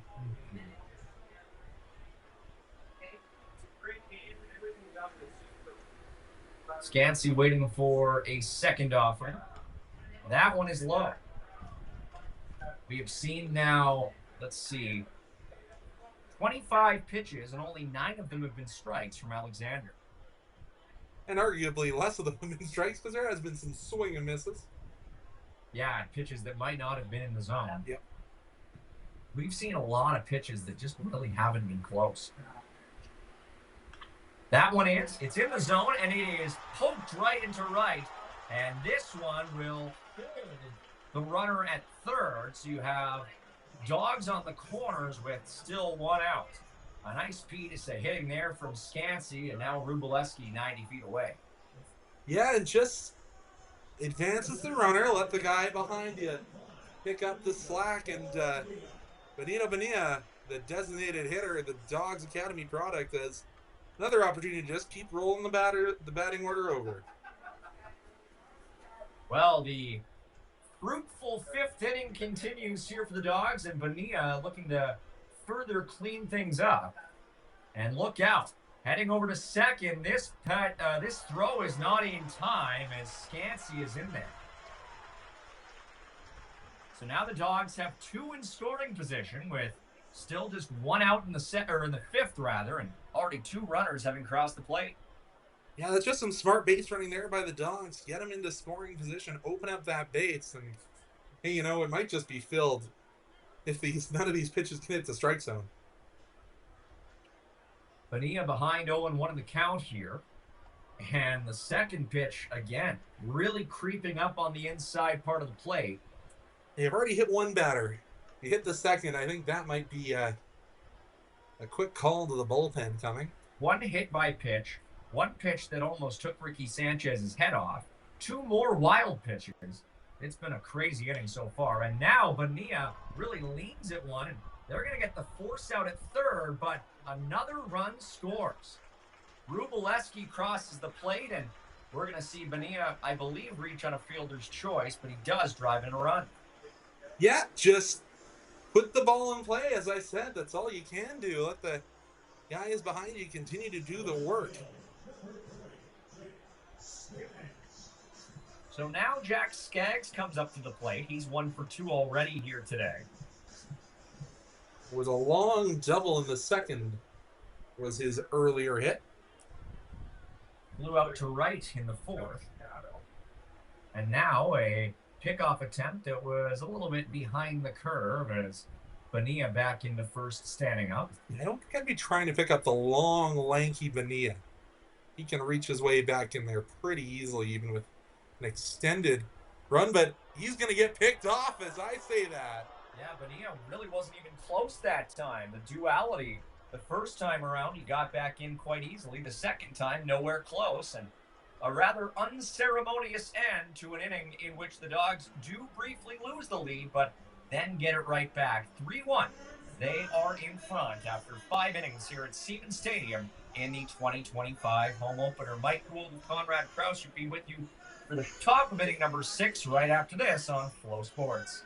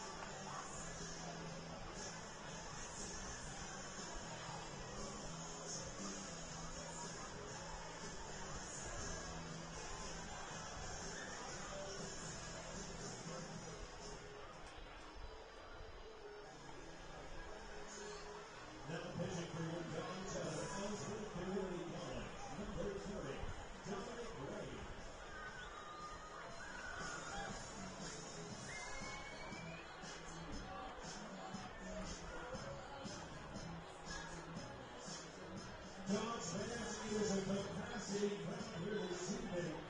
And we want to remind you we are still selling 50 tickets.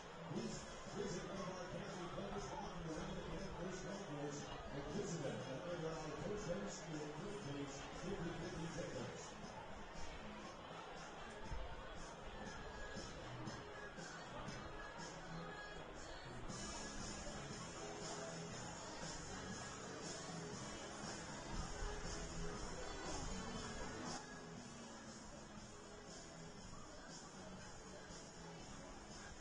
You're good. Dominic Wade now on the bump for the Dawgs as we start inning number 6 here at Siemens Stadium in Okotoks. Wade, a 6'3", 205-pound righty from Ellsworth Community College, making his Dawgs debut. Always good to see some of these new Dawgs get their first opportunity in the red and white. Trying to find his pitch mix for you, Mike. Take your time. He's going up against Kenyon Sanders to kick things off here in his first ever WCBL pitching appearance. So, you know, I'll tell a story after this first couple of pitches. Nice pitch there, right in the middle for a strike. In our pitching and our profiles here, I specifically said, Ricky and Connor, you don't need to tell me what pitches you throw. I know you'll come in as a pitcher at some point, but I know you don't actually have a rotation. And they just said, my stuff's nasty. By all means. That's all you need to say. Well, two pitches, 2 strikes so far for the new man on the mound. So Dom Wade has a fastball in the high 80s, a slider, a curve, and a change.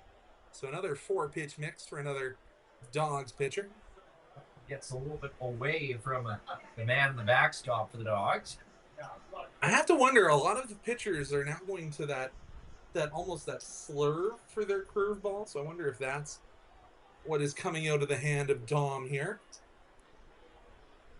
Pitch number 4 is just outside, and the count goes back even. And he's one of the few people who would rather field with a catcher's mitt than bat without gloves. I guess he's a pitcher, so he doesn't really field his position anyways, in some cases. That one is swung on, and now they got to throw it over to first. They do so without much trouble, and the batter is retired as Rubileski had dropped it, but no problem. Kroll fields it nicely there. Yeah, an athletic catcher, Rubo, certainly. And you got to be if you're going to get to one of those big-name schools like Gonzaga. I don't necessarily see a ton of those guys coming up to the WCBL, but always a good thing when you do see those high-impact schools. First pitch here from Wade against the Energy City batter Ferguson, and that one is outside for a ball. And Energy City still out hitting the Dawgs here 6-5, but they're behind where it matters as Wade finds the zone there. And if you're in this WCBL, you need to find ways to make those hit-by pitches and those walks turn into runs, and the Dawgs certainly did that. That one's in there as well, 1-2. Batter disagreed, saw Ferguson shaking his head the whole way, and generally don't see the catchers do anything because they need a good relationship with Blue behind the plate. The 1-2 is swung on and pelted out to left, but camping underneath that one and making the play is the Dawgs left fielder, and the second out is recorded. Yeah, good play there by Skaggs. Called off his center fielder in Williams, because Williams does have a ton of range, but drifted to his left and made the easy put out.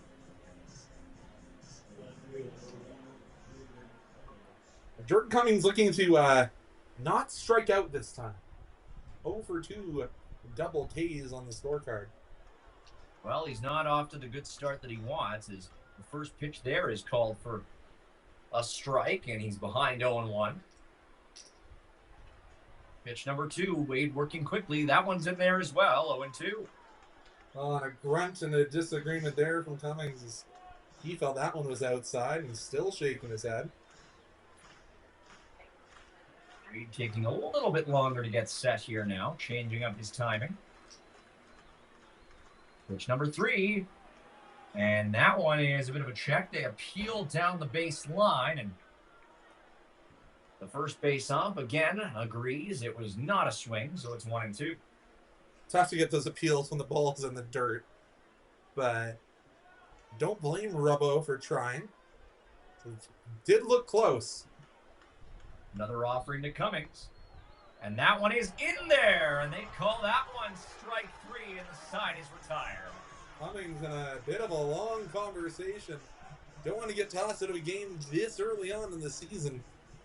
But he'll head back to the dugout, and we'll be back with the home half of the 6th when we return.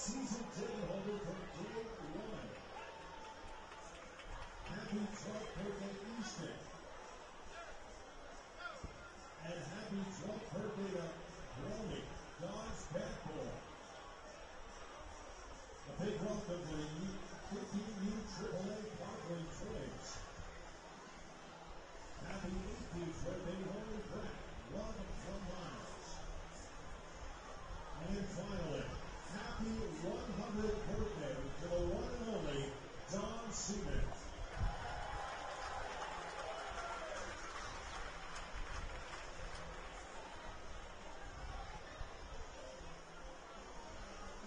the last time to purchase your 50/50 tickets, please visit one of our Academy players walking around the Grand Coach Concourse or visit them at either our first base or third base 50/50 tickets.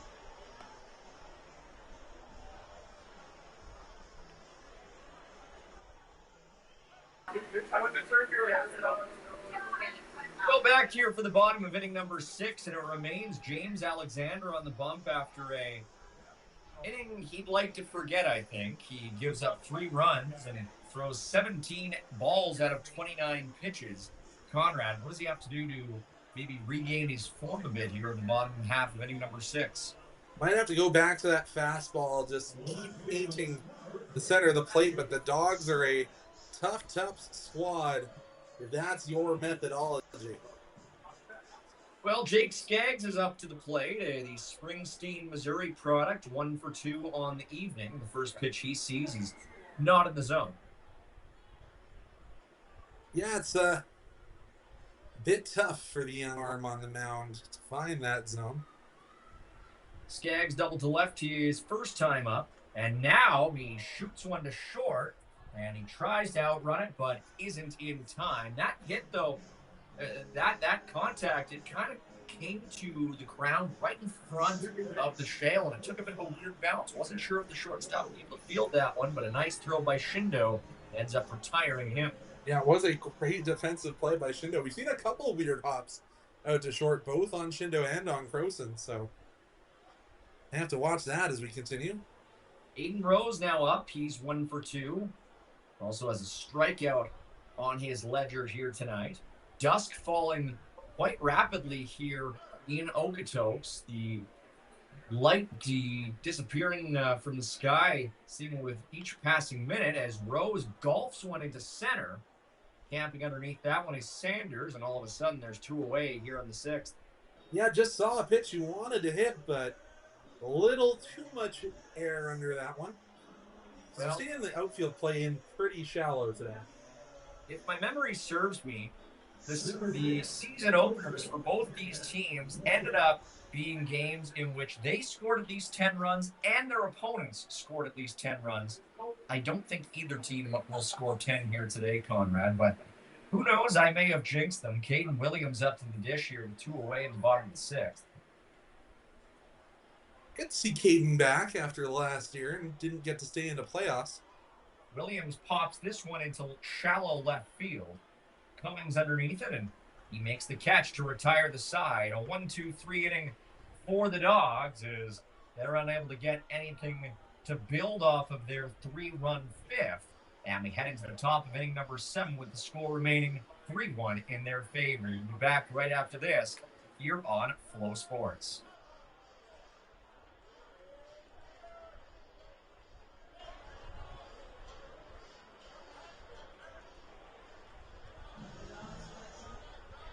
Dawgs would like to thank Fortis Alberta for providing the power to light up our beautiful field during every evening game. We would also like to thank our trusted lawn care sponsors, Spruce Up, Spruce Up Garden Center, for all your lawn care needs. And the 7th inning is presented by the 8 Flowers of Alberta. Alberta 8 Flowers are a provider of great affordable lumber eggs every day. Eggs are a nutritional powerhouse with 6 grams of protein that knocks it out of the park.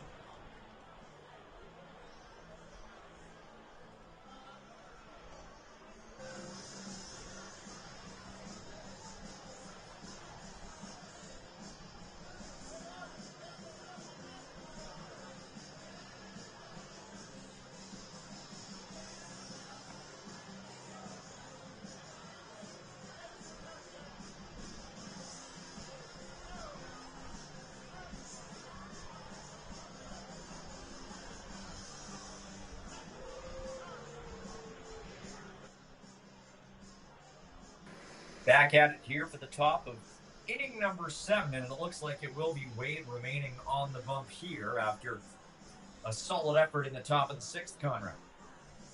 Yeah, and it's been a good game all around for the Dawgs. And am I seeing things wrong? Is there a fielding change here?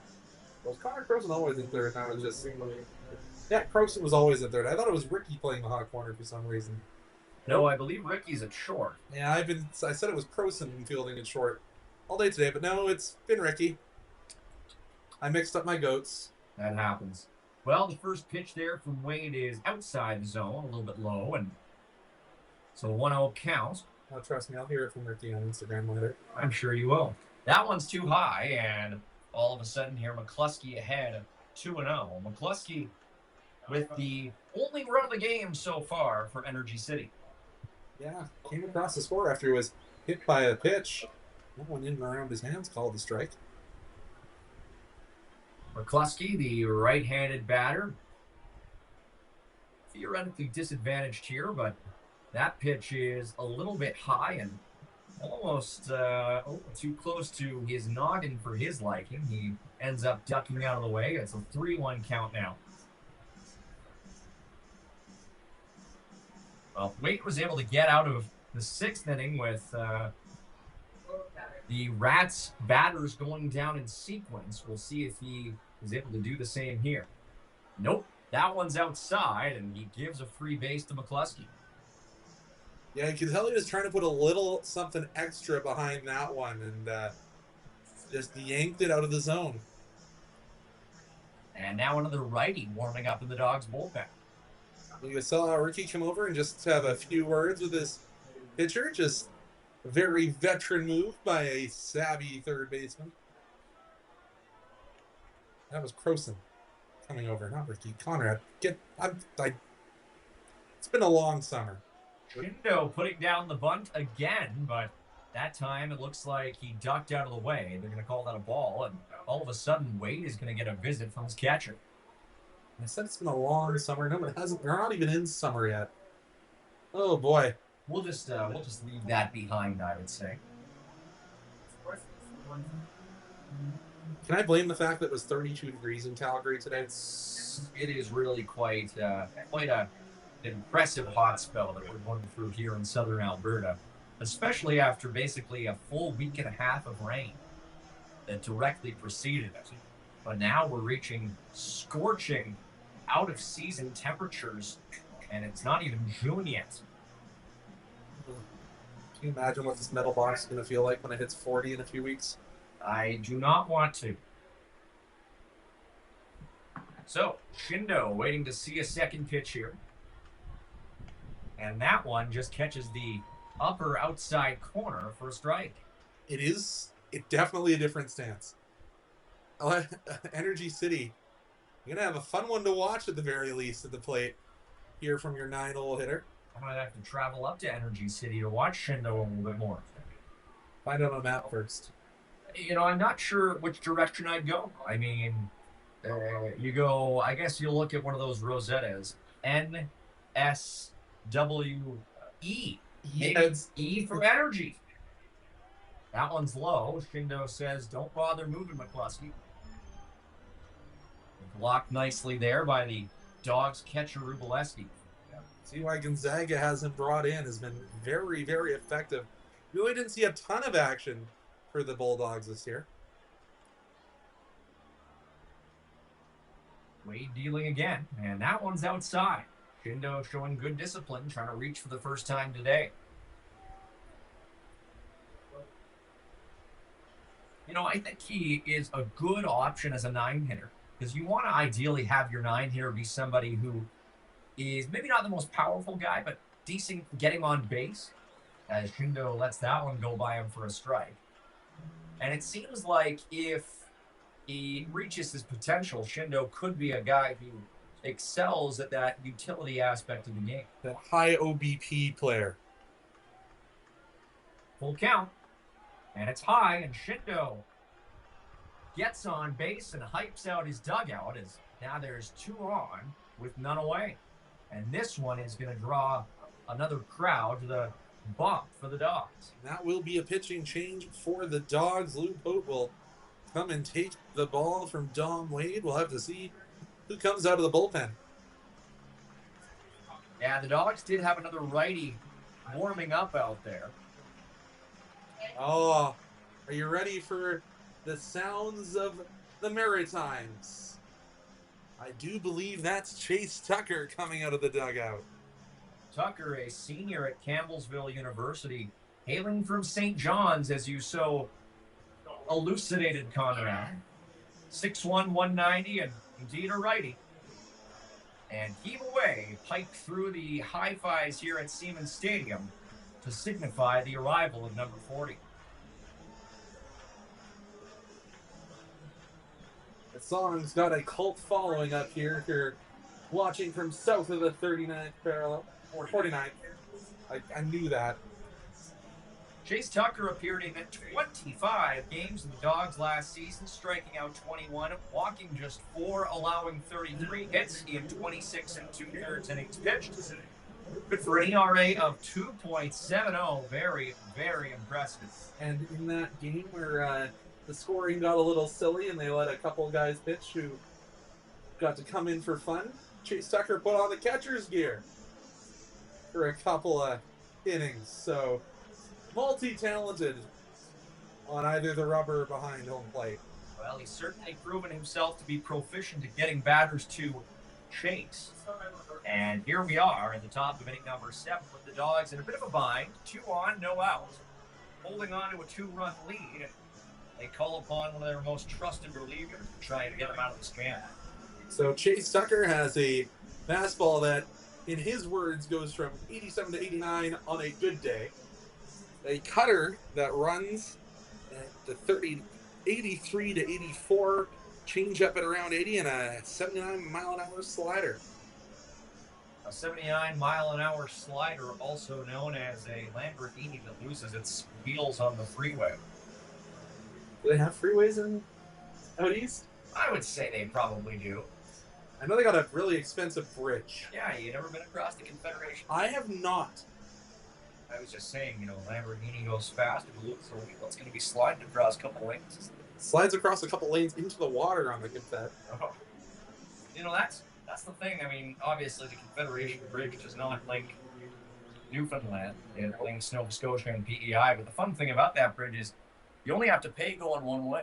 Oh, I didn't know that. Only on the way to PEI? Only on the way out. Oh. Why would you want to leave? It's a beautiful exactly birthplace of our nation. Well, the first pitch there from Tucker, who, of course, is not from either of the provinces that we just mentioned, for no apparent reason, is outside the zone, 1-0. Second one is much more appealing and ends up being fouled off. It's the maritime spirit of Heave Away that brought the conversation. That's right. It's De La Garza up at the plate with 2 on and none away. De La Garza 1 for 2 with a walk so far today. 1-1, swung on, right in the wheelhouse, put out toward left, and that one is going to drop. And the bases will be loaded here with none away in the 7th. I thought that one was going to have a little bit more air under it, but found green grass in the outfield in front of Skaggs. And,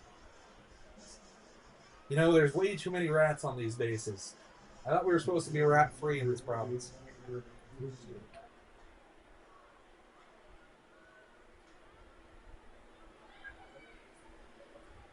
So now, Tucker in trouble. The Dawgs in trouble. And it's going to be a righty against a lefty. And this one is put toward the gap. Let's see what happens here. That throw is in time, but in the meantime, crossing the plate is McCluskey to make this a 1-score game. So that's unfortunate for the Dawgs. Good play there by the second baseman. Does keep a run off the, or get an out on the board. Yeah, that was Husu who put the ball in play and ended up being thrown out on a fielder's choice. That also drives in a run.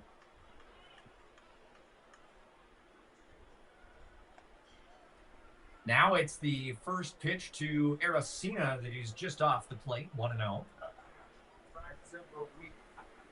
Does have a strikeout today, but also has a single and a double. That one right down the middle, that's a called strike. Aracena, as you mentioned, Conrad, 2 for 3 with an RBI and 1 strikeout. In the early goings of the season, he's batting .375.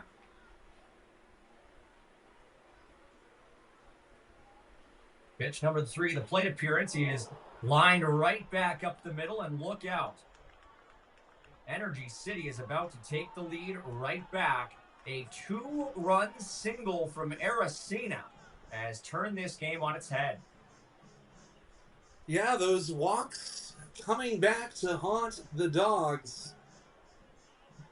As both of them cross the plate, as does De La Garza.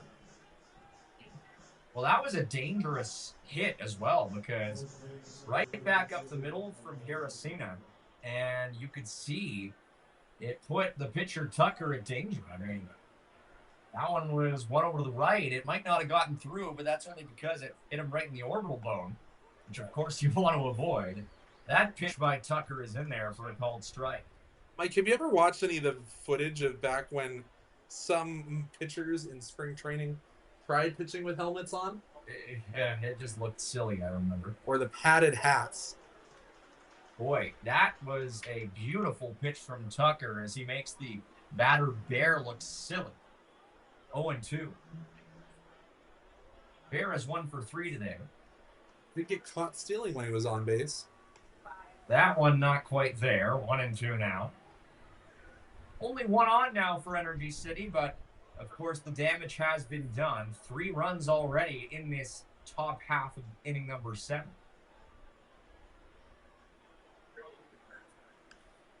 Now one right down the middle, fouled toward the berm. Bear fighting off Tucker there. Yeah, Tucker could really use a ground ball at somebody just to limit the damage here in inning number 7.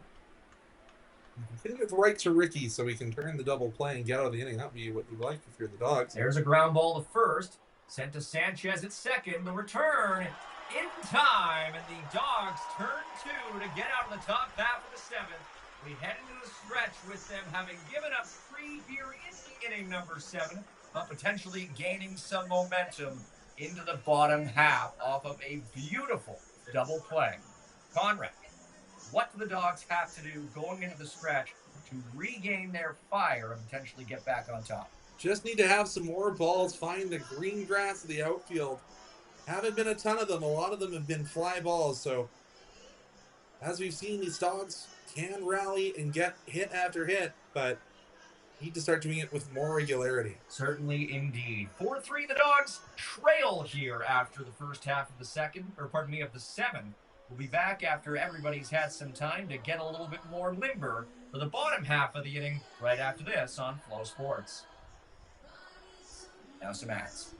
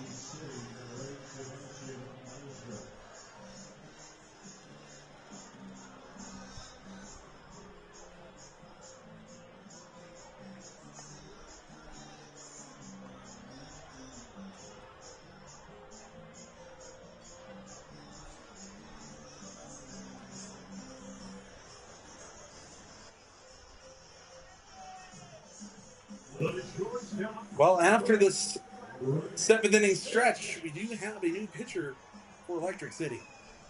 Yeah, Conrad, let's see. Who is on the bump? Tell us more about it. Does appear to be Cam Bergstrom, righty, 6'2", out of Barton Community College, out of St. Albert, Alberta. Well, his first opponent will be Ricky Sanchez, who is batting leadoff today, and I think he's batted leadoff in all 4 of his appearances so far. He's kicked things off 4 times already, I believe. Yeah, it's kind of weird even for this Dawgs squad. Sanchez kicked off the first, the third, the fifth, and now the bottom half of the 7th for this Dawgs team. It's funny how that works. And right now, the count 1-1. The Dawgs trailing 4-3 here after giving up 3 in the top half of the inning. Pitch number 3 to Sanchez is just a little bit outside, and he's ahead in the count.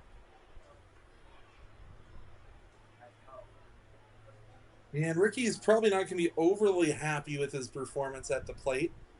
It has been pretty great in the infield. And that one hit him. So Sanchez draws another free base. I believe now he's had 2 hit by pitches and a walk. Nope. 2 flyouts, walk, hit by pitch. You're correct. Who was the other hit by pitch for the Dawgs here? The other hit by pitch was Jacob Wroblewski. That's correct. And he's due up now after Connor Croson, who is 1 for 2 on the day with a walk of his own. So the Dawgs looking to repeat what they managed there in the 5th, here in the 7th. They strung 3 runs together, and now Sanchez is going to be looked back to first base.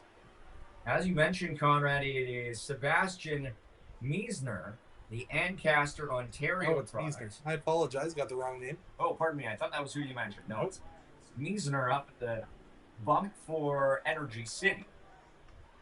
Yeah, going to Sussex Community College. 6'4", a few inches taller. Connor Croson swings right through that one, and he's behind in the count early, 0-1.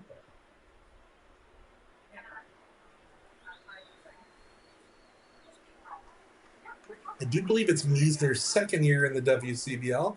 And just like that, it's his 2nd pickoff attempt to Ricky Sanchez, who scampers back to first base. Ricky's pretty quick, even with a good pickoff move from Meisner. I'm throwing them with a lot of authority to first base. And Croson really liked the look of that one, but couldn't get it in his wheelhouse, and now he's behind 0-2. Croson's so good at the plate, you think if it's in the strike zone, he's going to try and get some wood to it, and has been hitting real well here and at Montevallo. 0-2 to Croson coming up next. Will they try to pick off Sanchez again? We'll see. No, they deal to him, and excellent discipline there from Croson. That very easily could have been a called strike 3, but the borderline call is in his favor. Yeah, I think you flip the coin there about 9 times out of 10. It comes up with Connor heading to the dugout, but gets the one there. Now the 1-2. And Croson looks at that one as well, and he gets the same result. Now it's back even. Good plate discipline here from the Crow Show. 2-2 the count. And we've lost our scoreboard. I'm sure we'll get it back eventually. Meanwhile, Croson fouls it off toward the field house. And it remains 2-2. And Conrad and I will have to fly solo here to a certain extent. We still got point streak. The 2-2 the count here at Croson. That one is low. And Croson, after falling behind 0-2, has gotten back to a full count. Good plate discipline here by Crow. Has also fouled off that one pitch, staying alive. And the Dawgs continue. You're in the bottom of the 7th. None else. And the Dawgs looking to at least tie and perhaps retake the lead. You're in their home opener. And Croson lines one toward left field. That's a base hit. As I said, more balls just need to hit that outfield turf, and Connor was listening, obviously.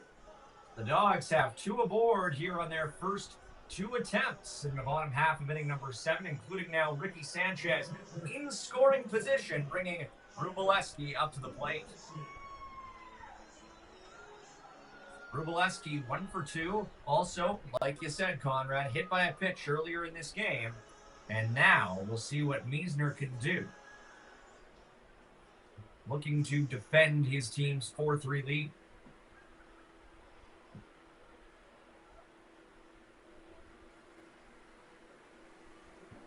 And we'll look at Sanchez over at second base.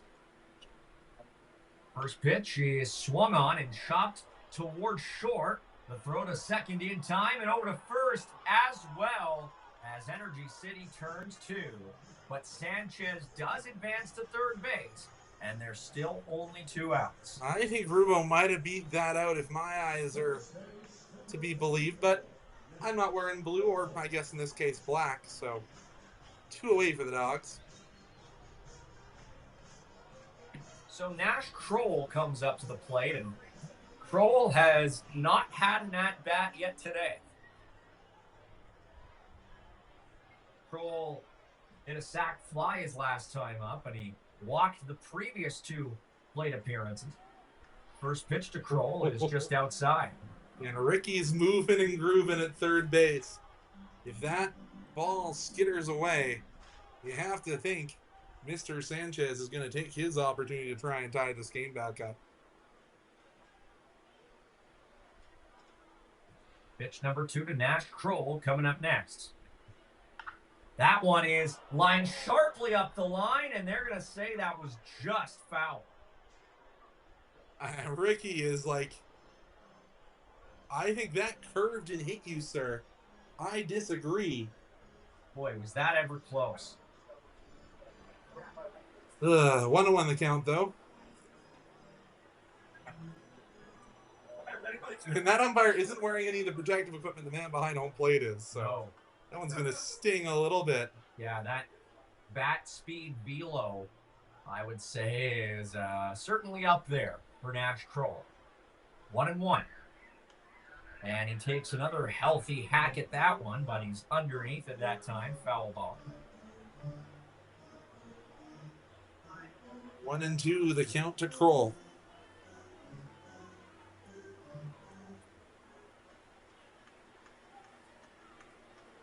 Pitch number 4 coming up.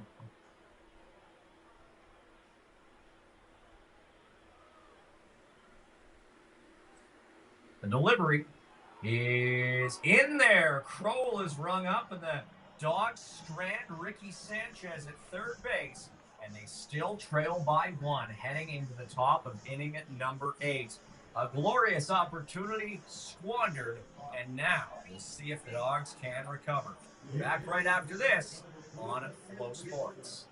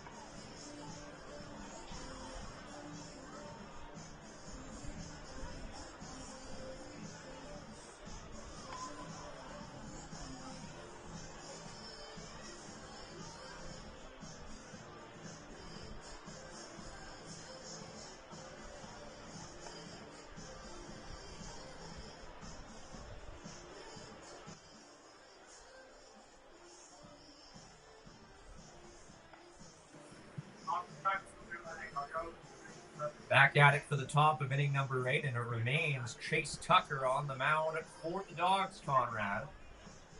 After surrendering 3 runs in the top of inning number 7. Granted, not all of them his, but still a tough way for the Dawgs to lose their lead. Yeah, and Tucker's expected to eat a fair amount of innings for this team, so I'm not shocked to see him come out for another inning. His first opponent in this inning will be Keaton Sanders, has not recorded a hit yet. And the first pitch to Sanders is just in there at the knees for a strike. Yeah, Sanders 0 for on the day. has a strikeout and pretty much nothing else in the manifest. That one is at the feet, and it'll be a ball.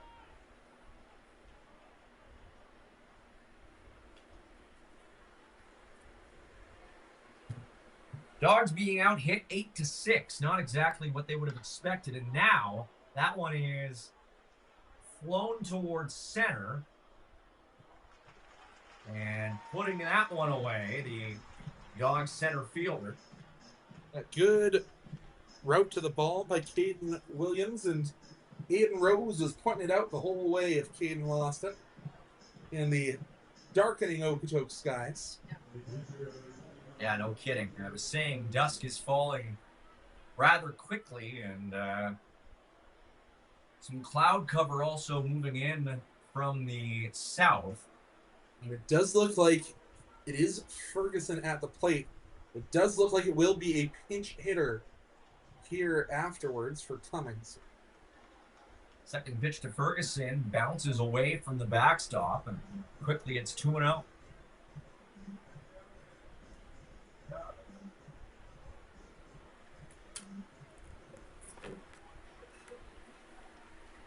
Pitch number 3, also nowhere close, forcing Ferguson to dance away.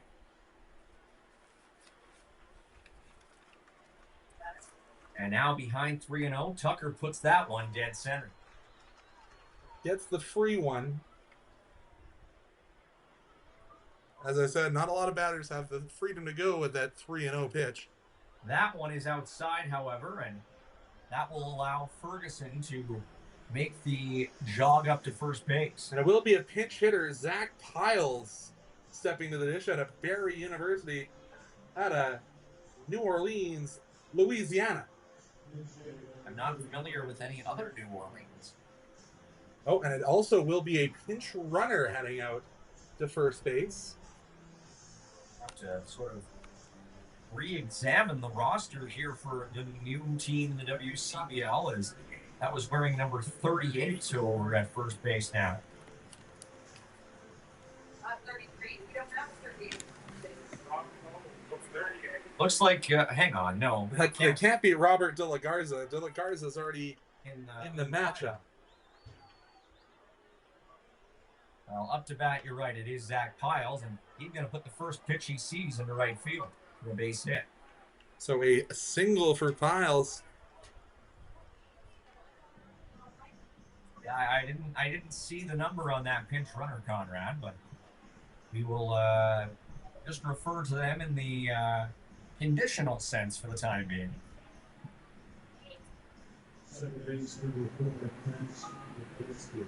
So now it's McCluskey up to the plate with 2 on and 1 away.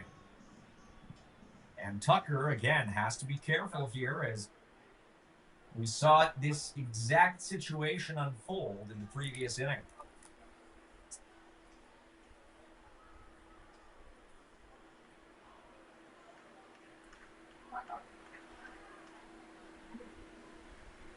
Here's the first pitch, and swinging on it and missing, McCluskey behind 0-1.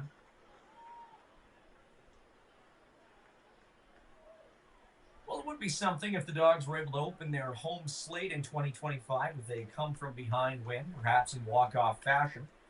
McCluskey grounds that one to short. Sanchez to second in time to throw to first. Ends up being non-existent, but the Dawgs do get 1 out there, and now there are runners at the corners with 2 away. Yeah, Aiden Rose tried to pirouette quickly, but couldn't get the ball out of his glove. So that'll chop down the pinch hitter who was at second, and now we'll have a meeting at the mound. So McCluskey is safe on a fielder's choice at first, and does not look like this will be a pitching change, as there is another righty, it looks like, warming up in the Dawgs bullpen. There's a significant number of righties in the Dawgs organization this year, more than I can remember. It's kind of been a strength of the Dawgs, in my mind, with how many lefties they've had. Obviously, coming to mind is Matt Tugboat Wilkinson, now playing in High A in the Cleveland Guardians organization. Well, Conrad, you've been slipping. We needed to bring your binoculars again today. It's the first game of the year. I had them on my bed ready to go, and I just forgot them. Well, I can't quite make out the jersey number of the fellow warming up over to our right, but I'm sure we'll see him in action at some point here, especially if the game remains close. We once again see the Japanese stylings of Ten Shindo. Shindo in a high leverage spot here with 2 already away, but 2 also on. And Tucker will again be given the chance to work his way out of this. And I think Lou may have the same question we had. Who is this runner at third base? Yeah, I'm really not sure. I haven't seen a jersey number yet. The problem is these jersey numbers don't offer any contrast, and it is a common theme with new designs that we've seen in the last 10 years or so. The teams are missing the boat, but the number one purpose is to increase legibility. As there's a ground out to short, quickly over to second, and the side is retired. So the Dawgs escape unscathed, even though they gave up a couple of men on base, but nothing comes of it. It remains a 4-3 game with 7.5 innings complete. We head to the bottom of inning number 8 with the Dawgs still trailing 4-3. Mike and Conrad with you here at Siemens Stadium in Okotoks, and we'll be back with you right after this on Flow Sports.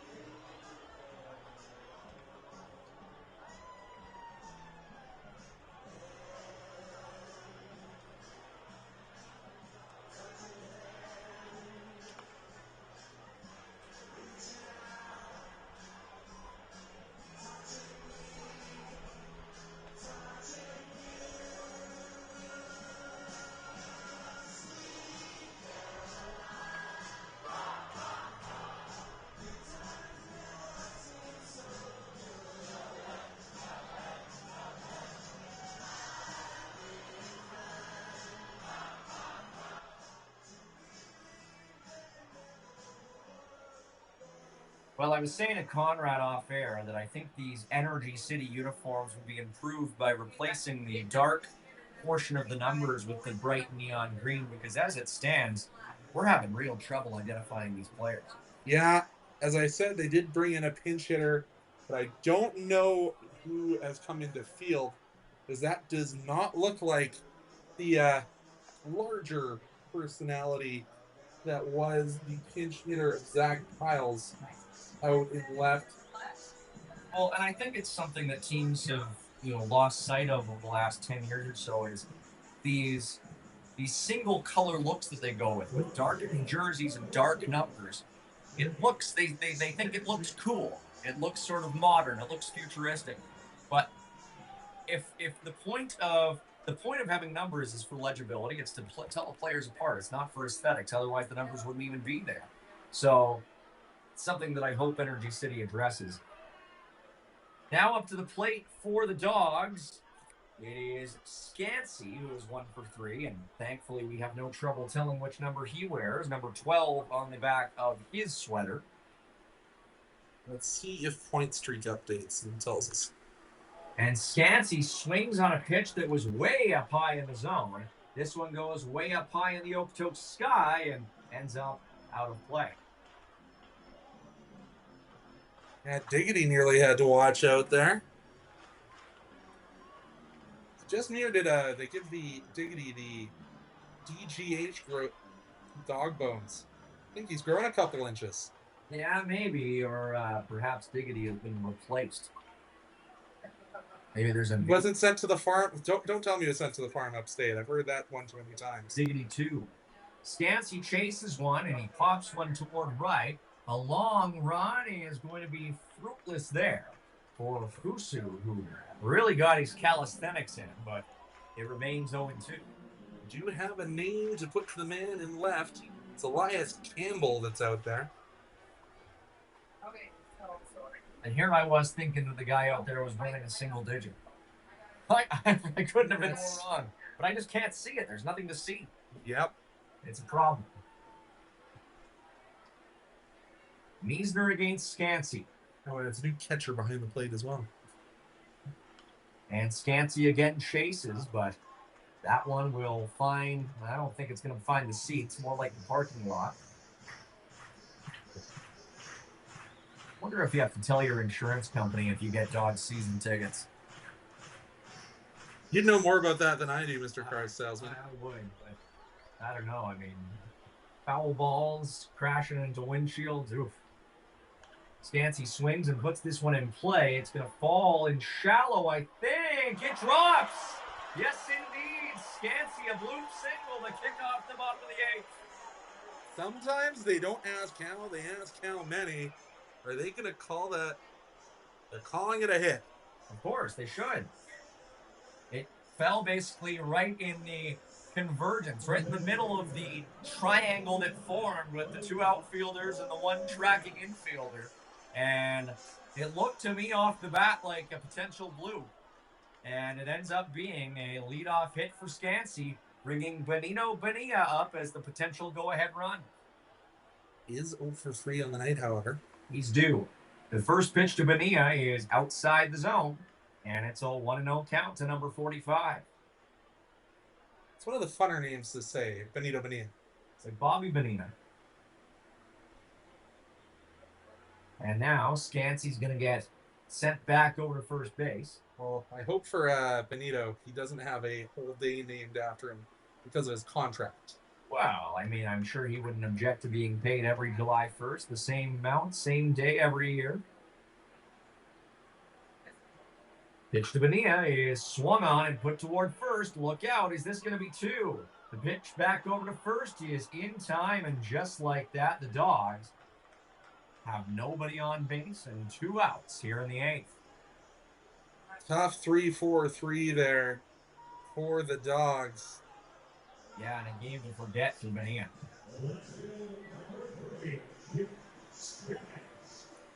So now Jake Skaggs comes up. He's 1 for 3 so far tonight. And the Dawgs, all of a sudden, are down to their final 4 outs. Yeah, it's tough. It's a young Dawgs Academy grad who's going to be given a lot more runway this year with some of the lack of returning outfielders. So he'll get some extra runouts there in the outfield. So, and obviously we're seeing him as a DH today. So we see lots of opportunity. First pitch to Skaggs is outside as Meisner tried to catch the top corner but couldn't quite place it.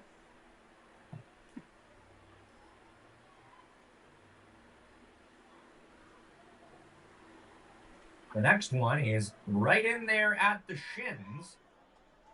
And right out of the same tunnel. It's a big thing with pitchers these days. You need to have your arm angles all the same for every pitch you throw. Help disguise what's coming out of the hand. A 1-1 to Skaggs. He's swung on and put toward the gap between center and right. And this one is off the wall. It stays in play. And look out, Skaggs is going to try and leg this one into a triple. And he is in there. How about that, Big Skaggs?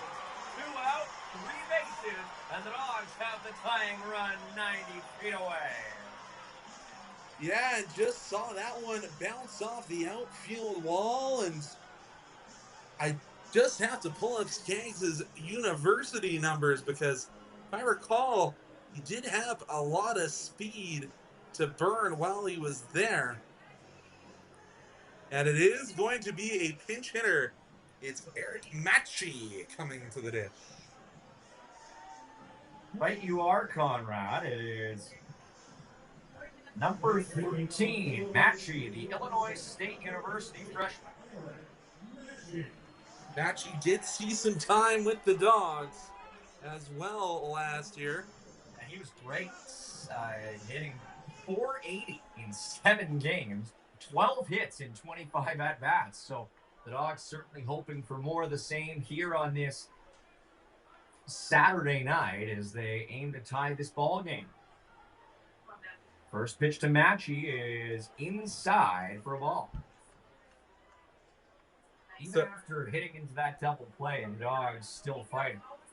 And we talked about the pedigree of the Dawgs. Perfect game, 18U, BCS National Championship All-Tournament team, and the World Series All-Tournament team in that perfect game back in 2022. The 1-0 to Matchy is low, and he's ahead 2. Lucky number 13, Eric Matchy.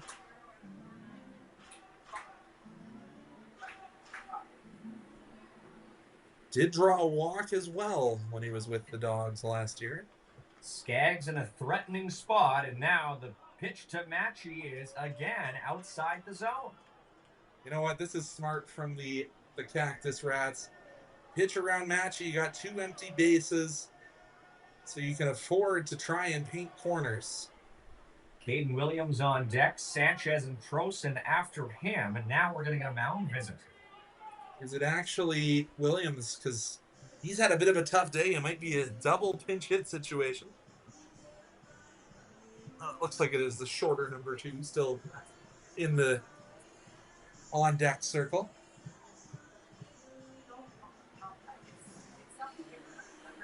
Yeah, Matchy for the Redbirds this year, not overly fantastic for Matchy, but yeah, when you see a batting average starting with 0, it's a bit of a rough year. Yeah, unless you're Bartolo Colon. Hey, I'm a Padres fan. We can't say that name. He hit a home run off of us. True, the only one of his career. I still love all in San Diego. Yeah, off the Western Metal Supply building. That's right. Here comes Matchy. Steps in the right-handed batter's box. Matchy far ahead in the count here. And that one is high. A 4-pitch walk to the pinch hitter. And that will bring number 2, Caden Williams, up to the plate in an extremely high leverage situation. You thought maybe you'd see the pitching change after that conversation at the mound. I think they're going to try it, but certainly not a favorable handedness matchup at the very least. Williams more disposed to get pitches in his wheelhouse this way as the first one comes toward him, and that one bounces up to the plate. A good block there from Ruderman. That's Reese Ruderman now behind the dish for the Rats, the Texas products, who has a perfect 1,000 fielding percentage this year. It's not bad. You ask for more.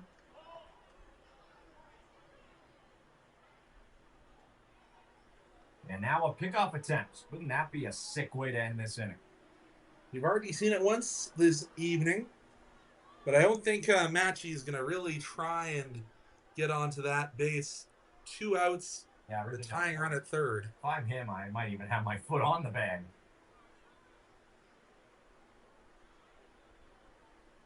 The 1-0 is right down Main Street, 1-1. Caden probably wants that one back. Would love to put the barrel through that baseball.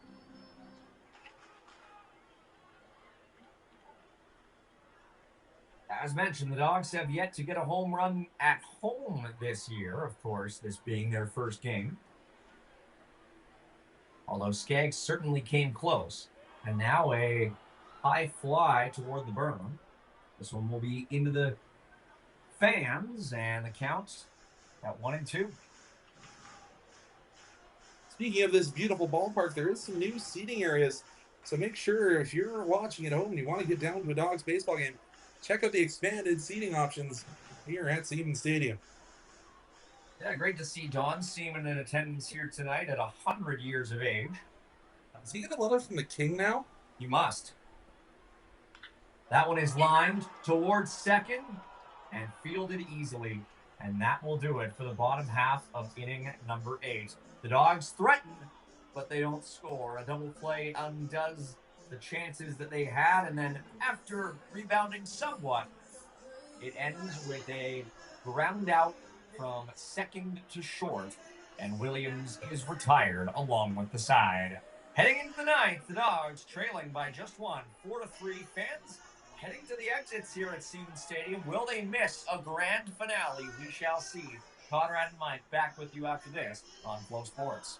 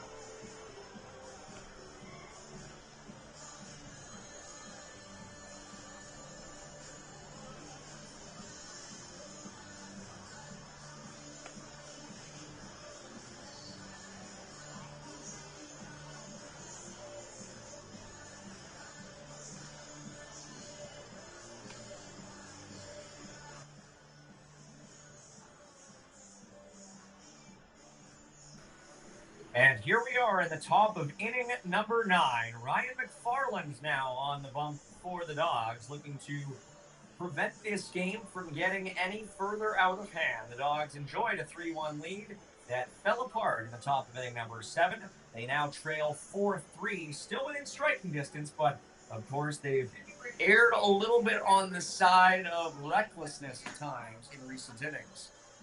Yeah, Ryan McFarland, a 6'2" senior out of Campbellsville University. He has a 5-pitch mix, a 4- and 2-seam fastball, a slider, changeup, and a sinker. McFarland starts things off by allowing a flyout into right field. 1 pitch, 1 out. Not much more you can ask for, especially to the leadoff man in De La Garza. Yeah, that was as efficient as you get. De La Garza's had a good night, 2 for 3 with a run and a walk, but ends up being absolutely no problem. So now it's Parker Husu's turn. Husu is 1 for 4 with an RBI tonight. A trio of flyouts. Husu squares up, and that's going to be called a strike anyway. 0-1. Yeah, lots of squares to bunt early in counts here from EC. By the way, that was Scansey with the put out in right field, of course. And now pitch number 2 is in the dirt. 1-1.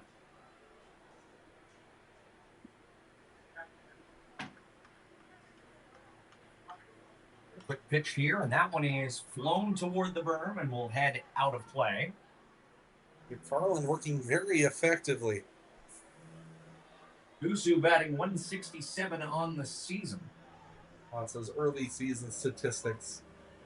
Or if you're inflated or deflated, it really doesn't mean much just because there's not a ton of data there. Not a whole lot, but this time Husu gets rung up, and that's a second out here in the top of the 9th.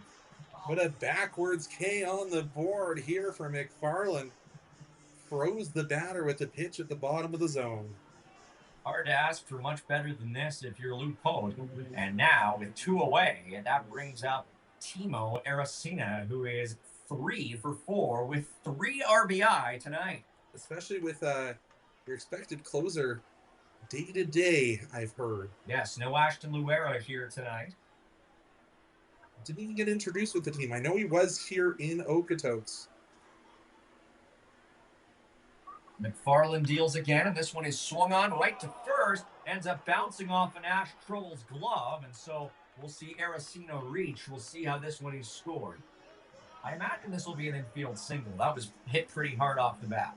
Yeah, it was a hot shot, and Kroll... They're calling it E3. He expects better out of Nash, I suppose. First error of the night for either team. Could have gone either way, I would say, but Nevertheless, the Dogs allow a runner to reach first.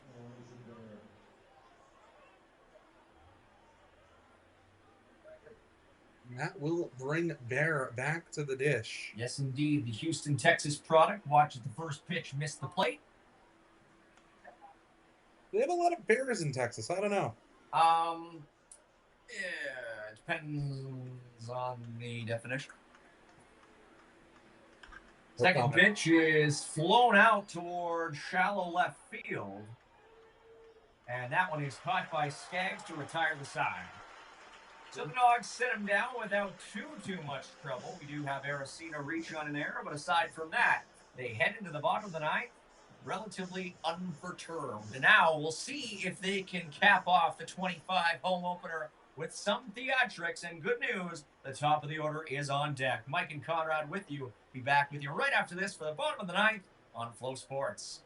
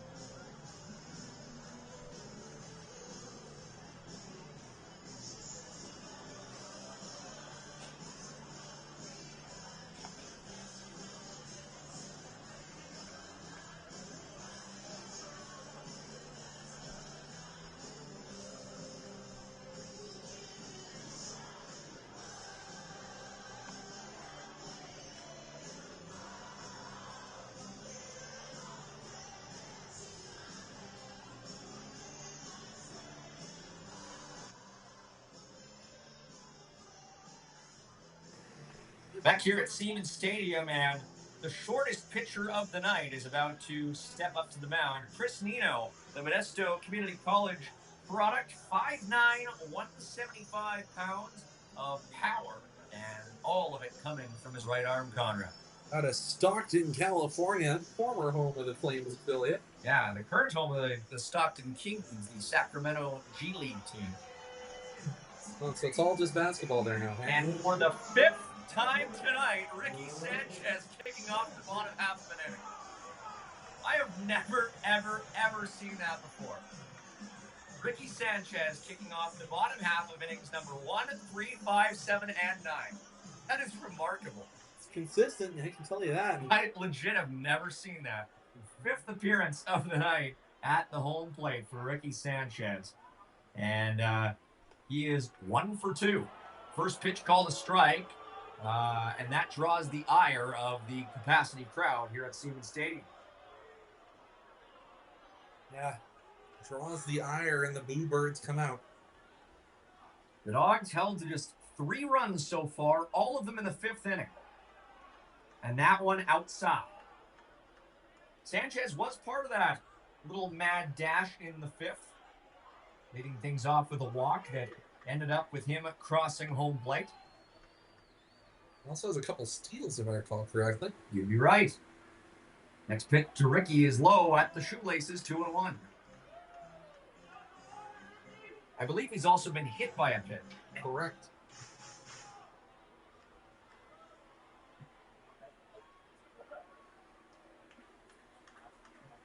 You know what? Ricky's actually shorter than Nino.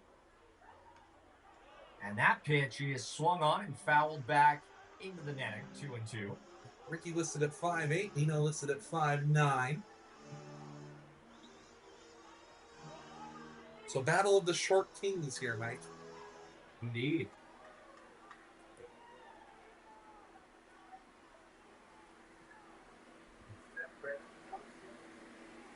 The 2-2 to Ricky Sanchez. Swung on, and he got a piece. Sanchez fighting for his life up the dish there. Good job just to keep that bat through the strike zone, so he at least got a piece. Sanchez does not have a hit yet today, except for his hit by a pitch, of course.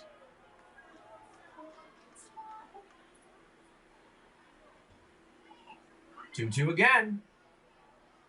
Swung on and fouled back. Sanchez really working on Nino here. Certainly always has the fans behind him here in Okotoks. As I said, the fifth-year player, and the Sanchez family loved in Okotoks. And now Ricky will call time. Something in the eye. Yeah, I think so. The gnats start to come up this hour. They sure do. I'm not looking forward to the drive home. They will be peppering the windshield. We have to come to Eco Car Wash out here in Okotoks, one of the sponsors of your Okotoks Dawgs. 2-2 again. Taken nicely by Sanchez, and he works the count forward. I thought Ricky was going back to the dugout, but just missed that outside corner, and Eno goes to that rosin bag, and here comes the full count. Might as well start things off here at the bottom of the ninth with a nice little duel between Sanchez and the pitcher. Here's the 3-2. And Sanchez loops one into right, and this one is caught. Husu was right there, didn't have to move too much, and Sanchez is put away to kickstart the bottom half. Well, unfortunately for Ricky, Husu didn't take another few steps forward as he had to backpedal quickly. Did get there. So now it's Connor Croson's turn.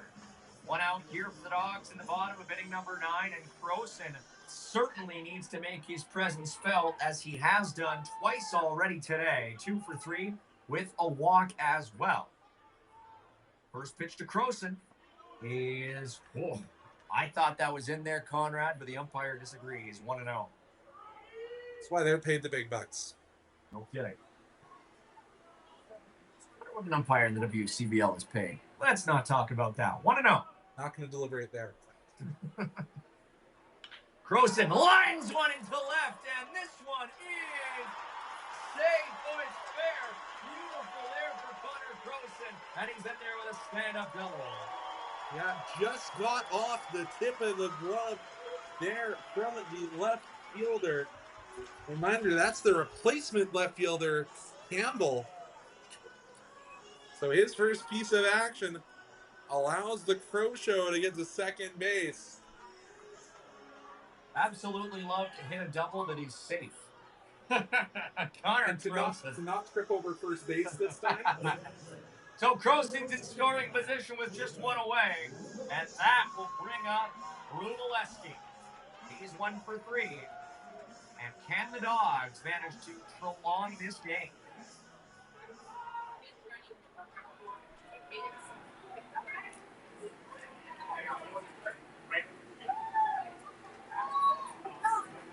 You can imagine Nino is feeling a little bit of pressure. First pitch to Rubaleski is high. Pitch running number 6, Aiden Kraus. Aiden Kraus now pinch running in favor of Connor Croson. And of course, you can't forget Nash Crowell on deck. You know, I'm shocked that Lupot has decided to take out the Crow Show. Next pitch to Rubaleski is inside. He's ahead in the count 2-0. They're going to say it hit him. And they're going to say it hit him indeed. Oh, the Dawgs get their third hit by pitch of the game, and now they've got 2 on with 1 away. So the leading run is on first. Wow, that was really close. And that will bring up Nash Crowell, who has been an absolute maestro at reaching base today, or at least doing his part to further the cause. 2 walks, an RBI on a sac fly, and of course a strikeout. So you get the full Nash Crowell experience. Can Nash bash home 1 or 2 runs here in the bottom half of inning number 9, or hopefully avoid at least grounding into a double play. He's going to pop one into center. Will this one fall? The answer is yes, it will! And look out! The runner advances to third, and with one away, the Dawgs have loaded the bases. Nash got under it. He wasn't happy with the hit, but it does fall. And it is going to be Skansky with the opportunity with the bases loaded. Zane Skansky, the Gig Harbor, Washington product, now preparing to go for his 3rd hit of the evening. He is 2 for 4. Remember last time he came to the dish? Bounced it off the outfield wall and hustled his way to 3rd. That was Jake Skaggs. And that was Jake Skaggs. Oops, my bad. That's all right, Conrad. There's 2 new guys. With the SCO. Skansky is from Gig Harbor, Washington, as we mentioned. And the last time he was up was, I believe, in the bottom of inning number 8. So let's pull that up. Yes, indeed. He singled to center field, but ended up being put out on a double play, initiated by Benino Bonilla. This is a long conversation being allowed. Yeah, no kidding. Bonilla is warming up in the on-deck circle. We'll see if it gets to him. Bonilla, of course, with the goose egg so far, although he does have an RBI on a fielder's choice. We are going to see another pinch run here. Heading out to the second bag. It's going to be number 50 for your dog.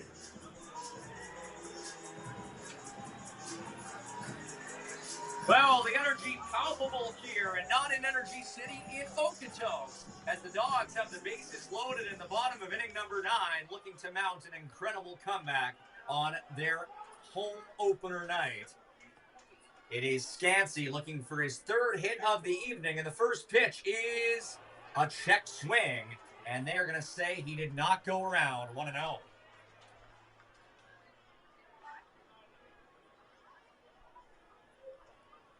Nash Kroll over on 3rd. Who did you say was on, or pardon me, Kroll's on 1st. Who did you say was on 2nd, Conrad? I haven't figured that number out. He hasn't, well, it's number 20. Yeah, he's not listed on our paper roster, so I'm having to check a couple extra places. Skansky takes that one right down the middle. Yeah, 20 not on our paper roster either. Well, we do know that Ethan Krause represents the tying run on 3rd base.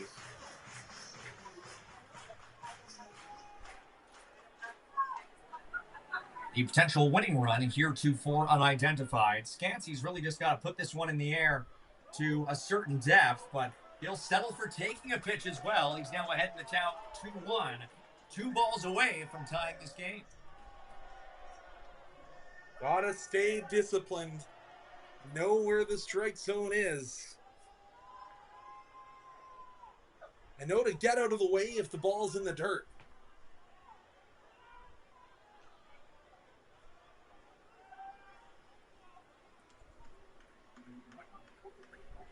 Next pitch to Skansky is swung on and foul.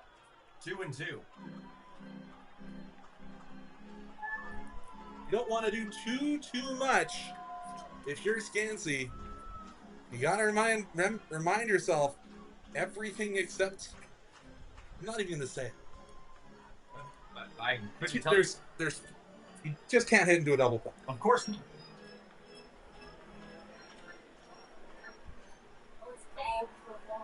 Eagerly awaiting the next pitch to Zane Skansky.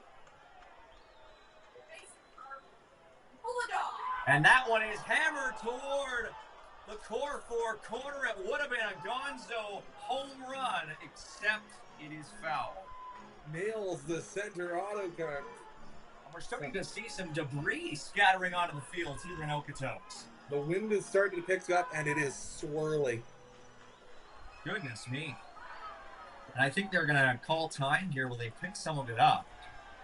So it doesn't blow onto the field. Another 2-2 to Skansky coming up. He'd love to get a hold of another one like he just did, preferably in fair territory.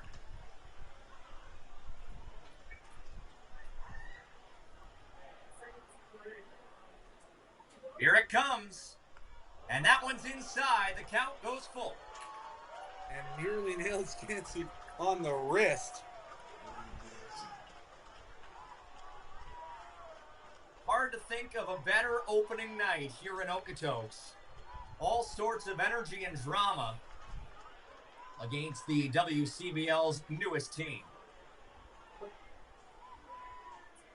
The score, 4-3 Energy City. The Dawgs with 3 on base in the bottom of the ninth, just 1 out.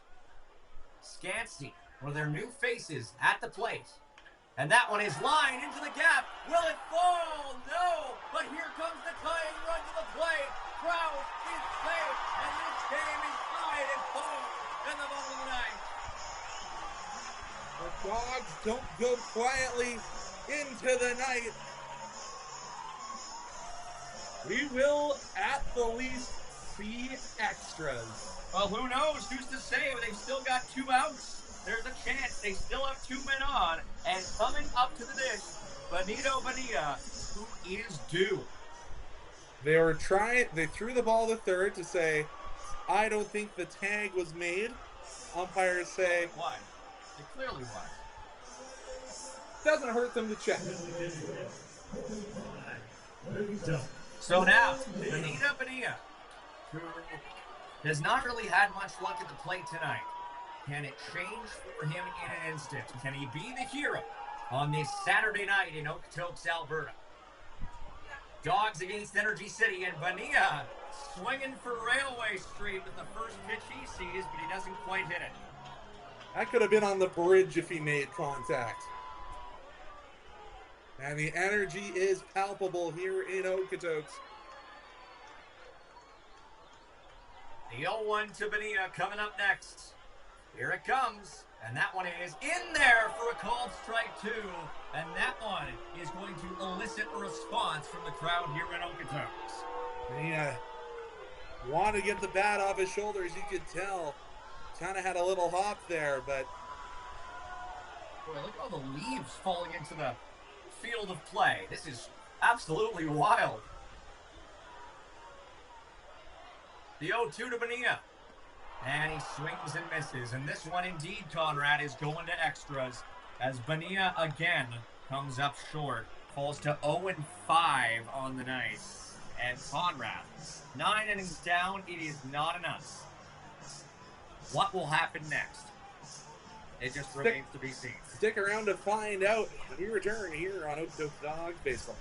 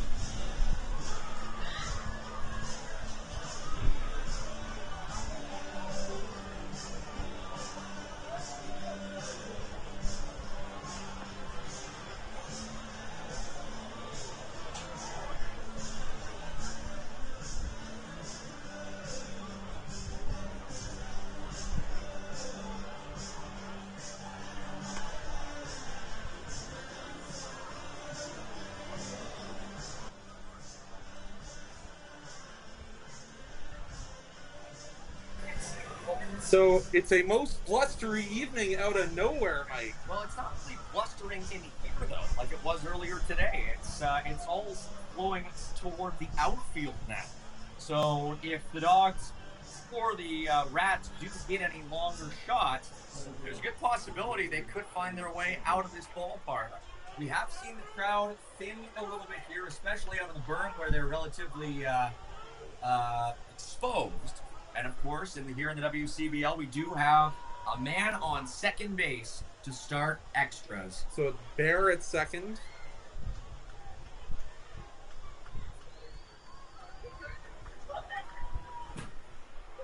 One 1-0 count here as The second pitch is swung on and missed. Sanders with that squat stance. 1-1.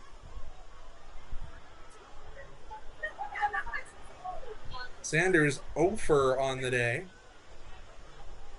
The next pitch to Sanders, swung on, put right up the middle, off the glove of the pitcher McFarland, and now, unable to pick it up, the second baseman, so the Dawgs end up surrendering a hit, infield single to put runners on the corners with none away. Tough luck for McFarland because he had it bounce off the edge of his glove, and then it got over to Paez, who is at second. So, another pinch hitter. No, this is the same catcher. Rudiman. McFarland dealing again, 0-1. You're in the top of inning number 10.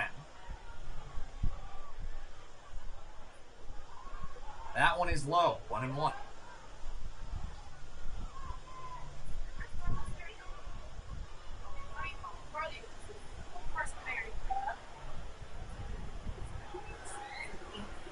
Yeah, it looks like it's raining pretty heavily out there as well, possibly. I don't know about rain, but we are going to see the runner on first steal second. So now the Rats have two in scoring position with none away. Welcome to summer nights in Alberta, ladies and gentlemen. The warning track out there, I mean, it's just blowing like crazy. Yeah. A crazy northerly wind, but just blowing everything in its path, and that one is out of the zone, 3-1. So it was high. And the Dawgs in a bit of a struggle here for McFarland. Yeah, McFarland's got to put this man out. He will not. And the bases are full with none away. After such a promising ninth inning for the Dawgs, we'll see a mound visit here for McFarland as debris just continues to litter the field. I almost feel like we need the Wicked Witch of the West music from the Emerald City that you mentioned in the first inning of this game. No kidding. It's like a twister out here. It seemed to calm down there for quite some time, but certainly not anymore. But the base is full of Cactus Rats.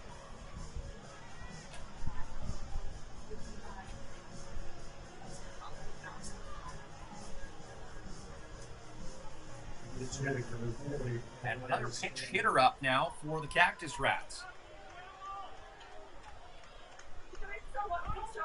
Big swing and a miss there from their number 40.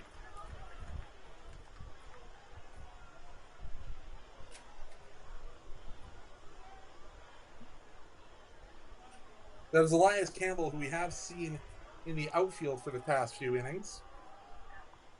Campbell now facing a 1-1 count against McFarland. Boys really got to put somebody out here. That pitch is low, but blocked neatly by the back catcher. You know, it's been a pretty good game from Wroblewski. Yeah, no kidding. Considering he was behind in the depth chart to Lou Anderson, but Anderson day-to-day. Thrust into duty here, as it were. 2-1 is swung on and fouled, and the count goes back even. Ideally, get the man out without a ball in play here. Leaves yourself the double play ball to get out of the inning. Max McCluskey on deck.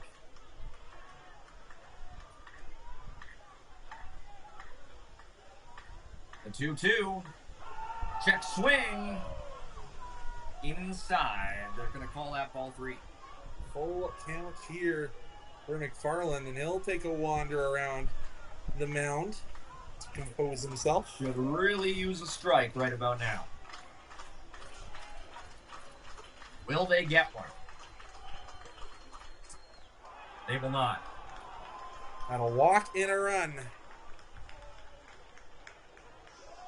And And surprise, surprise, Lupo's got another righty warming up in the bullpen. Yeah, I have to think he probably maybe comes in here. Doesn't look like it. So McCluskey up to the dish with Energy City now leading 5-4.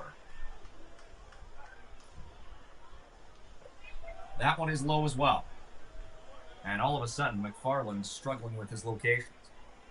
Yeah, it's such a good top of the ninth, and wheels have kind of fallen off a little bit here for the Dawgs. Amazing what it can do to your confidence to lead off an inning with a runner already on second. This one he's just tapped him from the mound, and McFarland sends it home. There's the force over to first, and he's safe.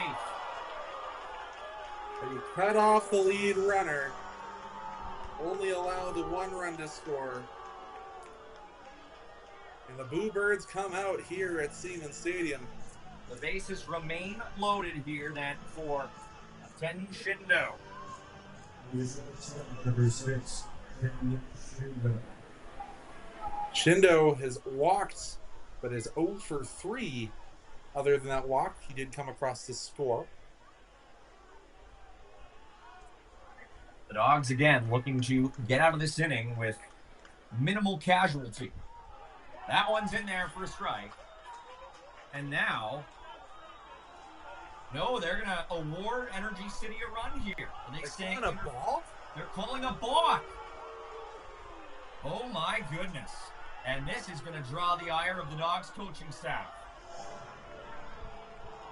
They call a balk on McFarland. And they've now tossed Lou. Lupo has been thrown into this game at the top of inning number 10, objecting to the balk called on McFarland. And it was the Third base umpire. The third base umpire who made the call.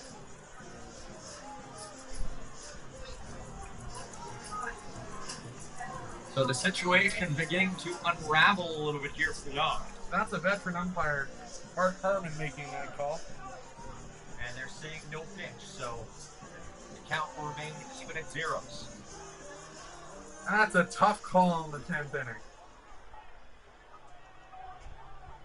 So a balk assessed to the pitcher McFarland. And so the first official pitch is ruled a balk. The Dawgs catch a bad break, and now they're struggling again.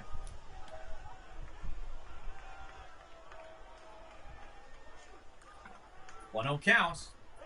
In there for a called strike. Anger can be a double-edged sword. Sometimes it can motivate you, especially when you're without your co-manager in Lou Pope now for the rest of the game. That one's also in there for a called second strike. Shindo not a power threat, so the infielders in ever so slightly. But with the wind blowing out into the outfield, the outfielders are way back. That one is sent toward the bullpen, hits the netting. Remains a 1-2 count for Shindo. Just one away here in the top of inning number 10. The Rats have already scored a pair. Long leadoff at second, but nobody holding the runner on. That one is popped toward right field, and it looks like the Rats might score another. Indeed, they will. Runner slides safely into home, and all of a sudden, that's a 7-4 game. Yeah, that's the unfortunate part. Even though you're playing that ball in foul territory, since you're playing it, the runner can tag up and go from third. What a game out of the 9-hole for Ken Shindo. Very respectable stuff. That's in a run there to make it a 7-4 game, and all of a sudden things looking a little bleak for the Dawgs. That one is grounded to second, scooped up, sent over to Kroll at first, and has to be careful, but ends up making the play to retire the side. The Dawgs surrender 3 here at the top of the 10th, and they go to the bottom, trailing 7-4. Conrad and Mike with you once again. You're watching Dawgs baseball here on the WCBL on Flow Sports.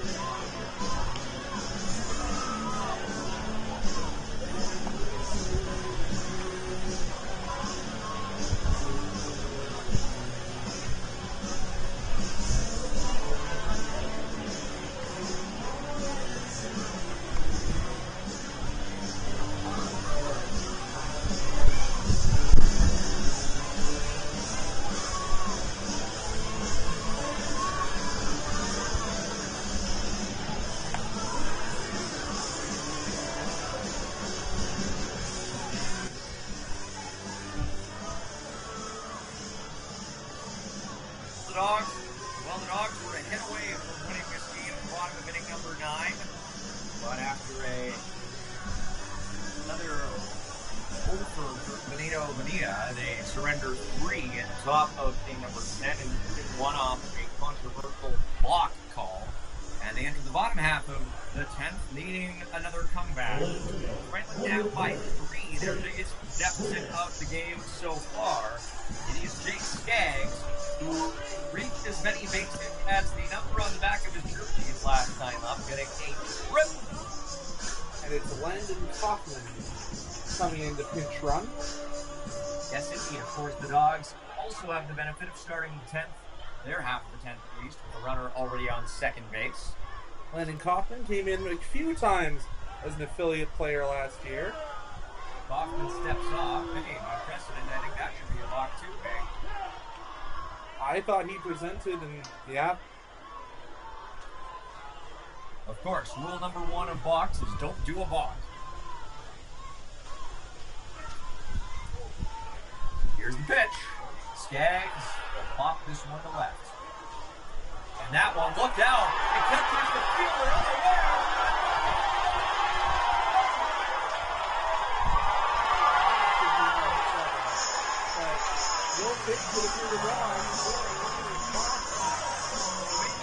Becoming even more of a factor here in the 10th inning. Skaggs struck at the end of the second with what they call a double. They're calling it a hit. Guess it's hard to see that ball out there and with the wind swirling and swirling here in Okotoks. You can't really play him. And here comes Eric Matchey. Nothing much that Campbell can do there, I guess, over in left field. And Matchey now with Skaggs on second. Matchey represents the tying run.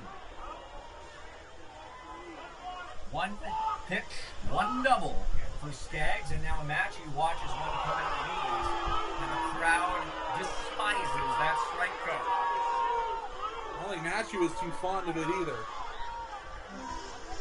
Obviously, a called strike leading the conference between catcher and pitcher at the mound, but might have been signs getting crisscrossed. That is Ruderman talking to Nino out there at the pitcher's dirt. And he took a little bit of the rosin bag there, this pitcher.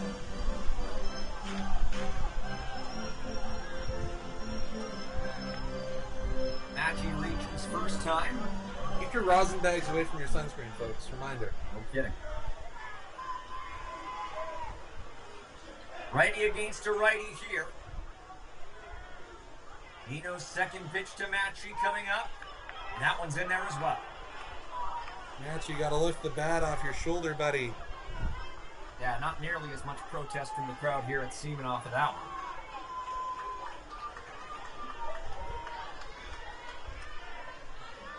Pitch number 3 to Matchy coming up here. Swung on and missed. Matchy put down, and there's one away here in the bottom of the 10th. Yeah, it was a tough one there for Matchy. He was on the outside corner. Had to go chasing. That'll bring Kate Williams to the pitch. Kate Williams up now, and you know, Ricky Sanchez is on deck, and he's not leading up. First time for everything, Mike. No kidding. Tucker Zadunek's like, what could I have done to get that many leadoff opportunities? First pitch to Williams is in there for a called strike. Painting the corner is here is Nino.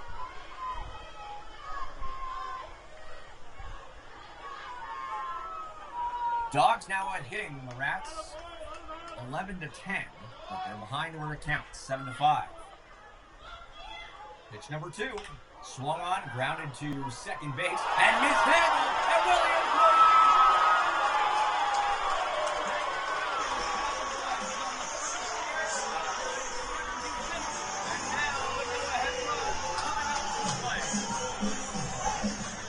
Ricardo Sanchez, you have to think there might be. I was looking at the dugout and thinking they might want to intentionally walk Ricky. Does not see that signal coming. They're going to let Ricky swing the bat. So in his 6th plate appearance of the night, his first not leading off, Ricky Sanchez is given a very clear task. Get on base and drive in a couple of runs. First pitch he sees is a called strike. And you know what? I think this building, even with the amount of families that have decided to leave in the windstorm, would still explode if Ricky could bring them all home.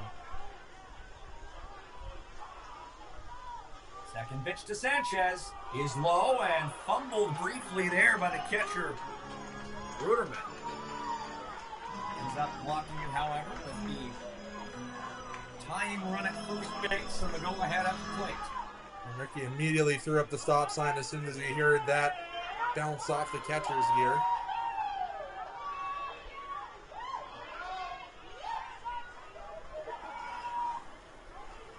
Here's the 1-1 to Sanchez. Outside.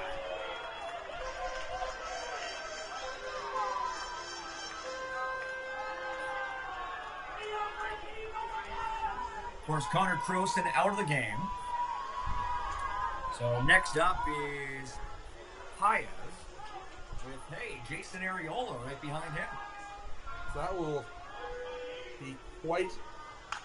And Sanchez breaks his bat on a high fly that ends up in the mostly deserted berm. That's the hardest hit broken bat I've seen in quite a while. This game's had everything. So Sanchez gets a new piece of lumber and prepares for another pitch.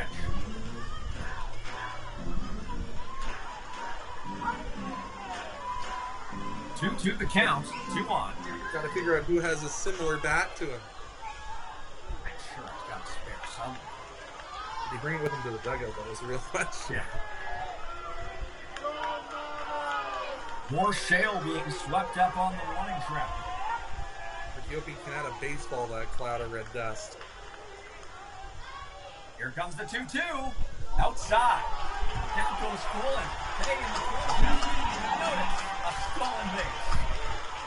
Advancing 90 feet ahead there. None other than Caden Williams.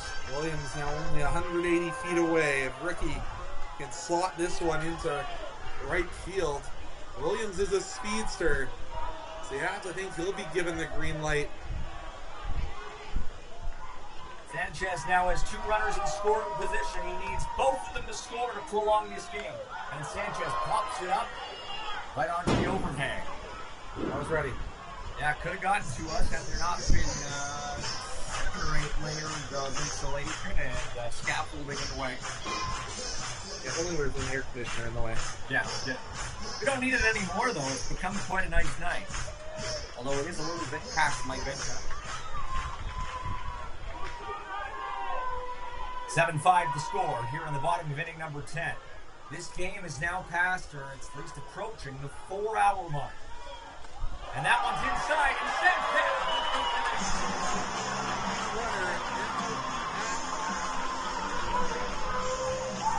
At first,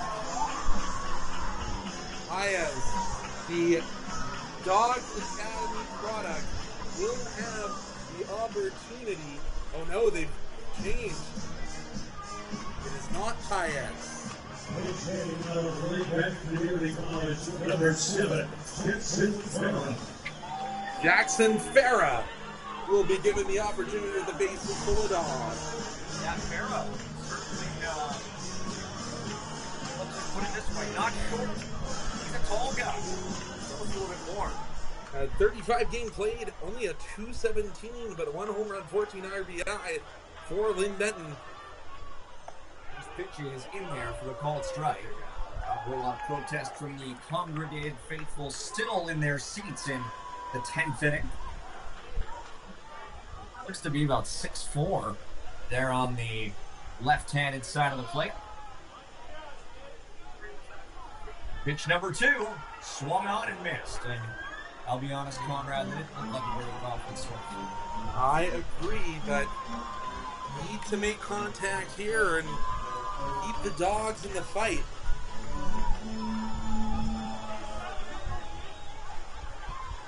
Jason Arriola on deck.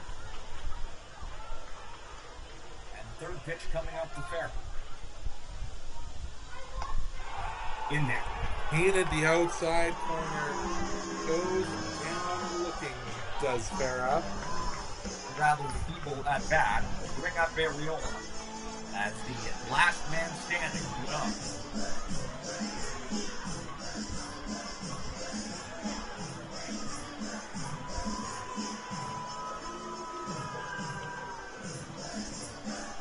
So at University of Colorado Pueblo, batted .320, 11 RBIs, and a .426 OBP. Last year with the Dogs, 33 games played, a .226 and 16 RBI. Better change things up on this. I don't think that's Arriola. Wearing number 32. At 7, it is. Oh no, they did. Okay, it is JC.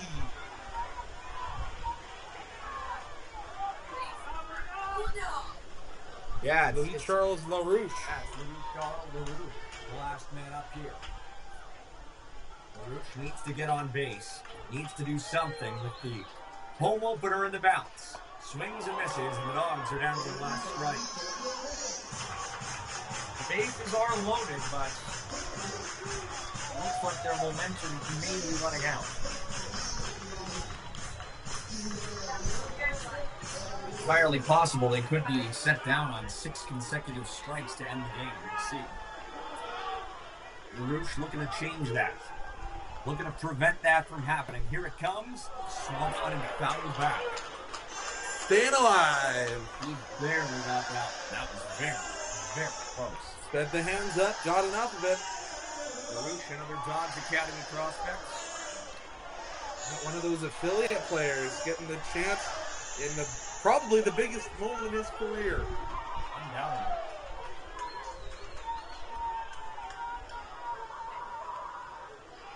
Here it comes from Nino. Popped up out of play. Just doing all he can. Keep this momentum going. The game continues here in Okotoks. 3 men up. They need 2 to tie, 3 to win. But they're down to their last strike. Another 0-2 coming up to LaRouche. And that one's in there. Called strike 3 in this game. The Dogs fall. The 0-2 to open up their attempts to go for 4. And fall to 0-1 all time against Energy City. That is certainly true. But fans, don't be too sad. We're back again tomorrow, and it'll be Peter Klein in the broadcast booth. But our old buddy Peter Klein will be bringing you tomorrow's game. Who are they taking on tomorrow, Connor? they're taking on the Lethbridge Bulls. Good old home and home against Lethbridge. Lab contest, I believe, 2 o'clock, which pitching on that Sunday afternoon. The Dawgs will try to get on track. They came so close here tonight, but couldn't quite get the job done. And it will be Peter Klein on the call tomorrow afternoon at Dawgs. Take on Lethbridge. Here tonight, the Okotoks Dawgs fall by a 7-5 against the Energy City Cactus Rats, despite hitting them 11-10. Gave up 3 in the top half on inning number 10. Only managed 1 of their own in the bottom half. For Connor McCroster, my name is Mike Poole, saying thank you so much for tuning in. It was a wonderful day at the ballpark. We hope to see you here soon, or if not, at least